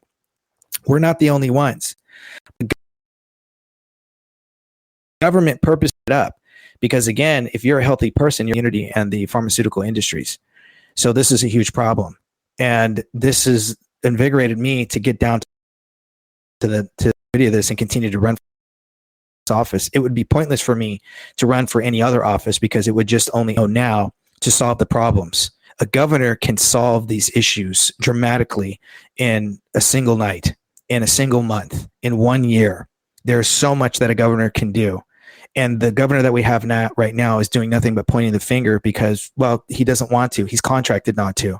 And he thinks he's going to be the next president of the United States. And if we're not smart enough, he's going to be. And if we don't put him in prison, and the next governor that gets in, he's going to run for presidency. You put me in office, he's going to be living out the rest of his days in a prison cell. And this is what I promised the people. I don't want any more children getting sick. I don't want any more of these industrial complexes getting away with what they're doing. And we can't sit there and say that, I just want to appeal to a better side of our, left representatives. No, they have no better side. If they did, we wouldn't be in this mess in the first place. I would add that the right side doesn't have a better side either, honestly. When you talk about institutionally, there's great candidates like you that are all about protecting our Constitution. There's a good moment for me to make the following statement, since we're talking about our Constitution. And I'd like you to kind of, give your opinion on my statement and any closing statements that you have. So when this whole third assassin thing went down, obviously it was quite traumatic. I thought, as being a constitutionalist, I thought this is an opportunity for all Republicans to unify together to really reclaim our constitutional rights to bear arms. Period. There's nothing behind that sentence, right? Right to bear arms. Period. Full stop. Nothing else. Okay. And I thought this would be a really good opportunity for people to say, "Yo, this is ridiculous." It's ridiculous. Like, let me put it this way. For the misdemeanor gun charges, we're now 9 months later, they still haven't released their body cams. And it's obvious why they haven't released their body cams, right? The state's probably spent a couple $100,000 on this BS charge. On the other token, there's my lawsuit against Chad Bianco and the Riverside Sheriff's Department for all the horrible things that Chad Bianco said in the Riverside Sheriff's Department, supported, right? Yes. And so you look at that equation, there's about something like what I'm hearing, about $350,000 that's been spent thus far on that case. So we're talking about upwards of $500,000 over something that's completely unconstitutional. And I thought this is an opportunity for all of us to stand together and say, look, right to bear arms, none of this nonsense. But instead what's happened is a lot of Republicans that are part of this crew you're talking about. We're talking about a very specific crew. You named some of the names. It's an enclave of individuals that then started attacking me, saying, you're going after the one sheriff that's giving us, CCWs. And I'm like responding, going, wait a minute, CCWs sound like tyranny on the installment plan. It sounds like you were tricked into thinking that's a good thing. But what you're really doing is you're acquiescing to your rights being taken, your constitutional rights being taken. Yeah. So rather than seeing this kind of uprising to be like, we're going to fight for our Constitution and we're going to make sure that these stupid laws in California, where they call a gun with 14 bullets a high capacity magazine, making it sound like an AK-47, I thought this is a great opportunity for all of this to go away. Instead, what happened is that I was attacked endlessly by these individuals telling me I shouldn't be attacking Sheriff Chad Bianco. Tell me what you make of that. Well, I knew right away when you were released on your I knew right away when you were released on your own recog that there was no evidence. And I found it disturbing that there was a claim that there was a potential third assassin. And immediately right away, I thought this is a ploy for this individual that I had already known, who had not quite made his announcement yet that he was going to run for governor. because again, I was supposed to have that meeting with him and it never happened. And I knew that there was something off about this when somebody is released on their own recog, that there's not enough evidence. Because if you were truly the third assassin, you would have never been released. You would be in a federal penitentiary right now. But that wasn't the case. So immediately that told me there was some major red flags and there were some inconsistencies here. Some of the arguments that I hear online about you and you bringing guns, people say, well, that's just the dumbest thing. Why would you do that? First off, you're an investigative journalist. You travel. You have a right to have a firearm in your car. One point I just want to make. Even the thing of like he brought guns to Trump rally, that's a fallacy. That was impossible to do on that day, because the reality is I was 1.2 miles away, not even parking my car. I would drove up to the deputy to say I have a couple of firearms just in case they said, you know what, it's too weird of a time right now with the assassination attempts. Do a U-turn and go home. I didn't think that this was going to blow up into a guy, claiming, hey, I have a couple of firearms, and to then him being accused of being an assassin. But the geography of that day is I'm 1.2 miles away. I'm not even trying to park my car yet. And had I parked my car, I would have had to get out of my car, hop in the shuttle, take a shuttle to the actual rally location. So this idea that, oh, what a silly, stupid man, he brought guns into the Trump rally. That's like saying I went to Disneyland. Right? Same kind of geography. You park your car, you hop in a shuttle, it takes you to the entrance of Disneyland, and that's where you go through all the security stuff, right? It's like saying that for me parking my car at Disneyland and then going a mile to the actual entrance, I am therefore planning, I don't know, a mass shooting. I mean, there's no... Well, here's the thing, though, is, again, you have every right. You have every right to have a firearm in your car. You have every right to carry. You have a right under the Second Amendment. You have a right under Article 1, Section 1 of the California State Constitution, because you have a right to defend yourself, right? You have a right to an arm. People don't know that a firearm and an arm are under two different jurisdictions. And so both of those are being eroded. And that's the other argument too. As an investigative journalist, you have a right to travel and a right to defend yourself and a right to protect your property. Your weapon can be in your car, because that you have a right under the Fourth Amendment to be secure in your property, right? So again, one note here, one quick thing, which is very interesting, that like you're referring to me as an investigative journalist. Whenever Chad Bianco talks about me, he says, oh, he's an influencer and he gets paid for clicks, which I've never gotten paid for clicks as an influencer. I'm not even an influencer. I'm a documentarian and a journalist. So when you said that, it kind of was like, okay, why is he calling me an influencer? Because an influencer trying to get clicks sounds a lot more nefarious and ego-driven than a journalist, a documentarian that is really whose purpose is to be a media person and report. So anyway, just wanted to mention that. No, and I completely agree with that.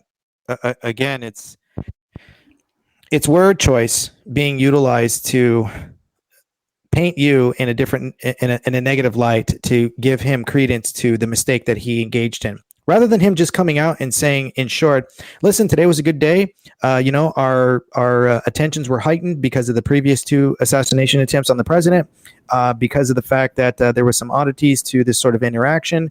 It turns out that this was a false alarm. Our deputies did their job. The individual was not who we thought they were. They have been released on their own recog. It's a good day. The president had a safe event, and everybody's going home. So this was a good day. Right. Kind of like Trump did, by the way. That's exactly what Trump did. When they approached him the next day saying, hey, what's up with this third assassin? I was told by multiple individuals that he made a comment going, hey, I think they got that one wrong, and then he made another comment where he sounds like a patriot, cool guy, you know what I mean? Which would have actually made him so much more likable, which is, I think that's what we like about Trump, is that ability to just kind of like be a regular dude and be like, what happens. And had he done that, he wouldn't have gotten sued. But he decided he wants to dig his feet in. Until today, by the way, I just saw another podcast where now he's saying, oh, what if he went in there to try to kill me and do a mass shooting? I'm like, dude, you're still trying to make me seem like a criminal to justify this nonsense. No, people don't see that. People don't see that, that's an act of corruption. That's a microcosm of what that dude is capable of. And now you want to give that guy the power, that you want to give that Stalin-esque kind of personality, like governor. You want to make him governor of California. Right. I mean, it sounds like a really bad idea, actually. No, and again, this comes down to inconsistencies. So again, when I was in the military, I used to have to perform investigations on people that I would ground, operatives that, couldn't do their search and rescue missions, couldn't fly, couldn't, do their jump calls, couldn't be a gunner, couldn't go on search and rescue missions, couldn't participate with inserts and extracts with spec ops. I used to have to perform investigations to ensure that there was evidence that was based on fact, to ensure that these people that were not operational ready had actual factual evidence as to why I was grounding them. Right. And this is something that I knew right away, just as a veteran who's performed investigations, that there was too many inconsistencies. So even though I didn't really know you personally, I know you through a mutual friend of ours, and had heard about you, a couple years ago, and your investigative skills and your videos and stuff. So I knew that there was something off, because here's something else too. And I find it very, I don't know, I don't want to say it's, fortuitous or anything like that, but I always say everything is in God's timing. What is the likelihood? This is my personal opinion. What is the likelihood of a man like you, who has a tremendous following, has, it's true MAGA, is out there, really doing documentaries and doing your research and digging up on people and putting out videos out there to reveal the truth?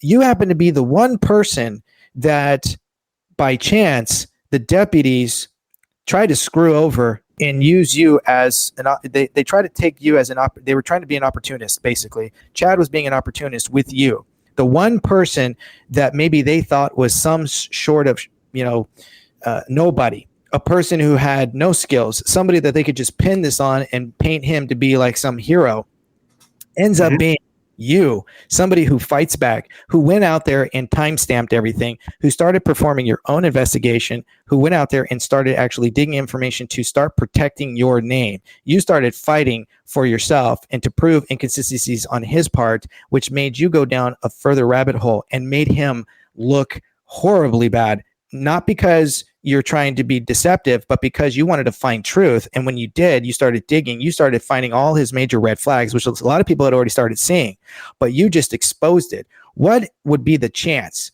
out of all the millions of people that showed up in the county to go see President Trump, that you would be the one person that he thought that he could pin this situation on? And I guarantee you, they were probably looking for somebody like this to try to say third assassin, because that's how he operates. He looks for those, make himself look, glorified, and he chose the wrong person. And I think that was godsend, in my personal opinion. No, I think that too, man. I think about that day all the time, man. And I'll be honest with you, it's been tremendously difficult. I've tried to hold my composure throughout a lot of really traumatic things. I mean, nothing close to like having a daughter that's suffering from leukemia. I mean, I definitely sympathize, but it's definitely a very unique experience that happened. And I've been trying to figure it out. I've been trying to figure out why, out of 50,000 people, and I know he was trying to target people. I know this was in his better interests. And the only conclusion I could come to is that this was really, and I hate even talking like this, because people that talk about, oh, God chose me, I think a lot of that sounds very douchey to me a lot of the time. But I do see how the way this is playing out, that like a really bad guy that was certainly pulling the wool over a lot of people's eyes. Now, I mean, I just doubt that now he has any chance of becoming governor. And I think before he did have a chance, and that might be the God's silver lining to all of this. And we'll see how it plays out. It's a story that's still being written.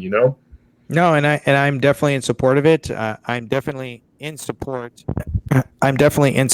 of anybody who's out there that wants to reveal the truth. And that's why one of my previous slogans during the 2022 was, I'm here to offend you, because the truth offends. People don't want to hear the truth. They don't want to do their homework. When they start to get behind and support somebody and they realize that person is vile, or they're repugnant, they're evil, or they've done just too many shady things. It's one thing to say, somebody made a few mistakes in the past and they've done something to rectify it, and they didn't hide it, they owned it. Those are the people that I can get behind. Why? Because we're not perfect. We're all going to make mistakes. We're going to put our foot in our mouths.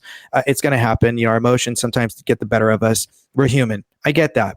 But when you take something to your grave, when you know it's an absolute lie, when you purposely try to destroy somebody else's life for your own personal gain, and when you have a rap sheet that's just as long as a criminal serving life, there's a problem here. And that is not somebody that I want in office. And And to have that revealed and to reveal the truth, it does sometimes hurt people who don't want to hear this, who have finally felt like they found somebody that they can really rally behind. And now you're making them angry because they've realized they've made a mistake. So the only thing they can do is continue to pump out platitudes and call you a liar. Yet they themselves have turned a blind eye. They themselves have shut off their ability to hear the truth and to be, critical and cognitive thinkers to ensure that they are adhering to truth. And that's just unfortunately thing that we are seeing. And that's going to be the divide of our state. It's not the candidates. It's the people who are getting behind the wrong candidate and not realizing they're making a mistake. And they have the ability to push any candidate that has the proper intent to ensure that they're not leading you, they're serving you. And this is what we fail to seek out. We seek new leadership. We don't seek new servants. And this is why we are where we are. Yeah. And I told you, I'd rather support somebody like you that's telling these truths, even if we knew that it's going to be impossible to win, but these truths getting out for people to understand what their rights are, especially at this most critical time when we just went through COVID and everybody's rights were stripped away from them.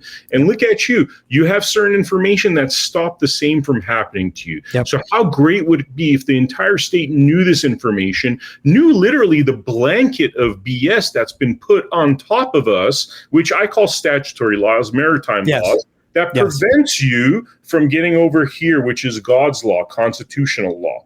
And that stealing is what I think it's most important to pierce, as opposed to pretending that just somebody, hey, is a Republican, he's going to have our rights. What are our rights? What are you as a Republican? I thought being a Republican, part of that was being very much pro-Constitution, and that being the sword that we die on.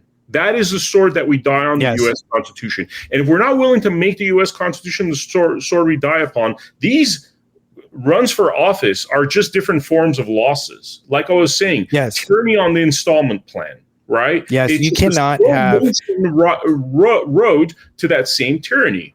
Yes, you cannot have government by consent when statutes, mandates, regulations, and policies supersede his law. His law, meaning God's law, which is written in the hearts of men, which is what our Constitution and Declaration of Independence and the Bill of Rights were founded upon. When you actually study this and you do the research, you will come to that conclusion without me having to influence you. It just is, because that's how our forefathers thought. They were genius at the time. We don't live in a democracy. We live in a constitutional republic, and there is a significant differences between the two. And if you don't know them, that's a problem. And this is why exactly what you're saying. And to go back real briefly, CCWs are illegal because they turn a right into a privilege. Under my administration, we're going to be a CCW state, meaning you're going to, as soon as you may purchase your firearm and you already go through the Department of Justice Bureau of Firearms for a background check. As soon as you walk out with it, you're already a lawful CCW, right? I don't necessarily recommend an open and carry because you put a target on your back, but we can work on that. But in my instances, I'd rather keep the criminal guessing as to who's carrying and who's not. Why? Because they don't want to get lit up. Yeah. And when you remove that CCW, again, you cannot turn a right into a privilege, and you cannot charge a fee thereof. We call that extortion. So it's already lawful. You have the right to keep and bear arms. You have the right to defend, right? You have the right to be secure in your property, in your persons, in your place, in your papers, and so on, right? All this is already laid out. So then if I go out and I protect myself right now without that CCW, I'm liable.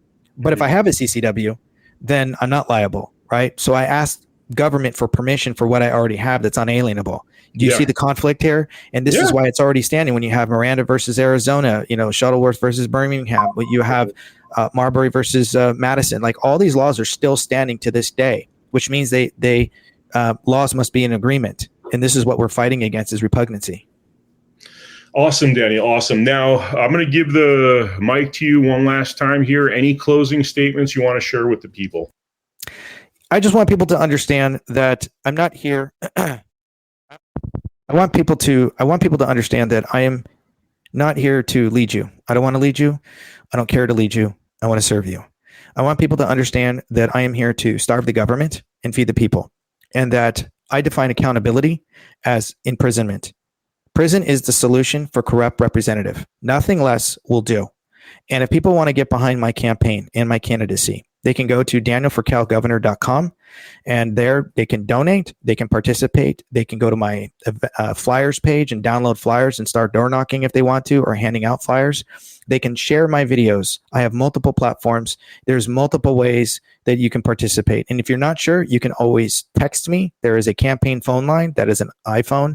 I receive messages, I answer the phone, and I text people back as well. You can direct message me through email if you want me to come out and speak to your group, or if you want to just talk to me directly. There's a number of ways that you can support my campaign. And one of the best things that we need to understand right now is that we need to realize it's not about trying to do the right thing. It's about getting back to doing the God-given constitutionally right thing. And that is exactly why I'm running here. And this is, if this is what you want and you're ready for retribution and you're ready for restitution, I am your candidate.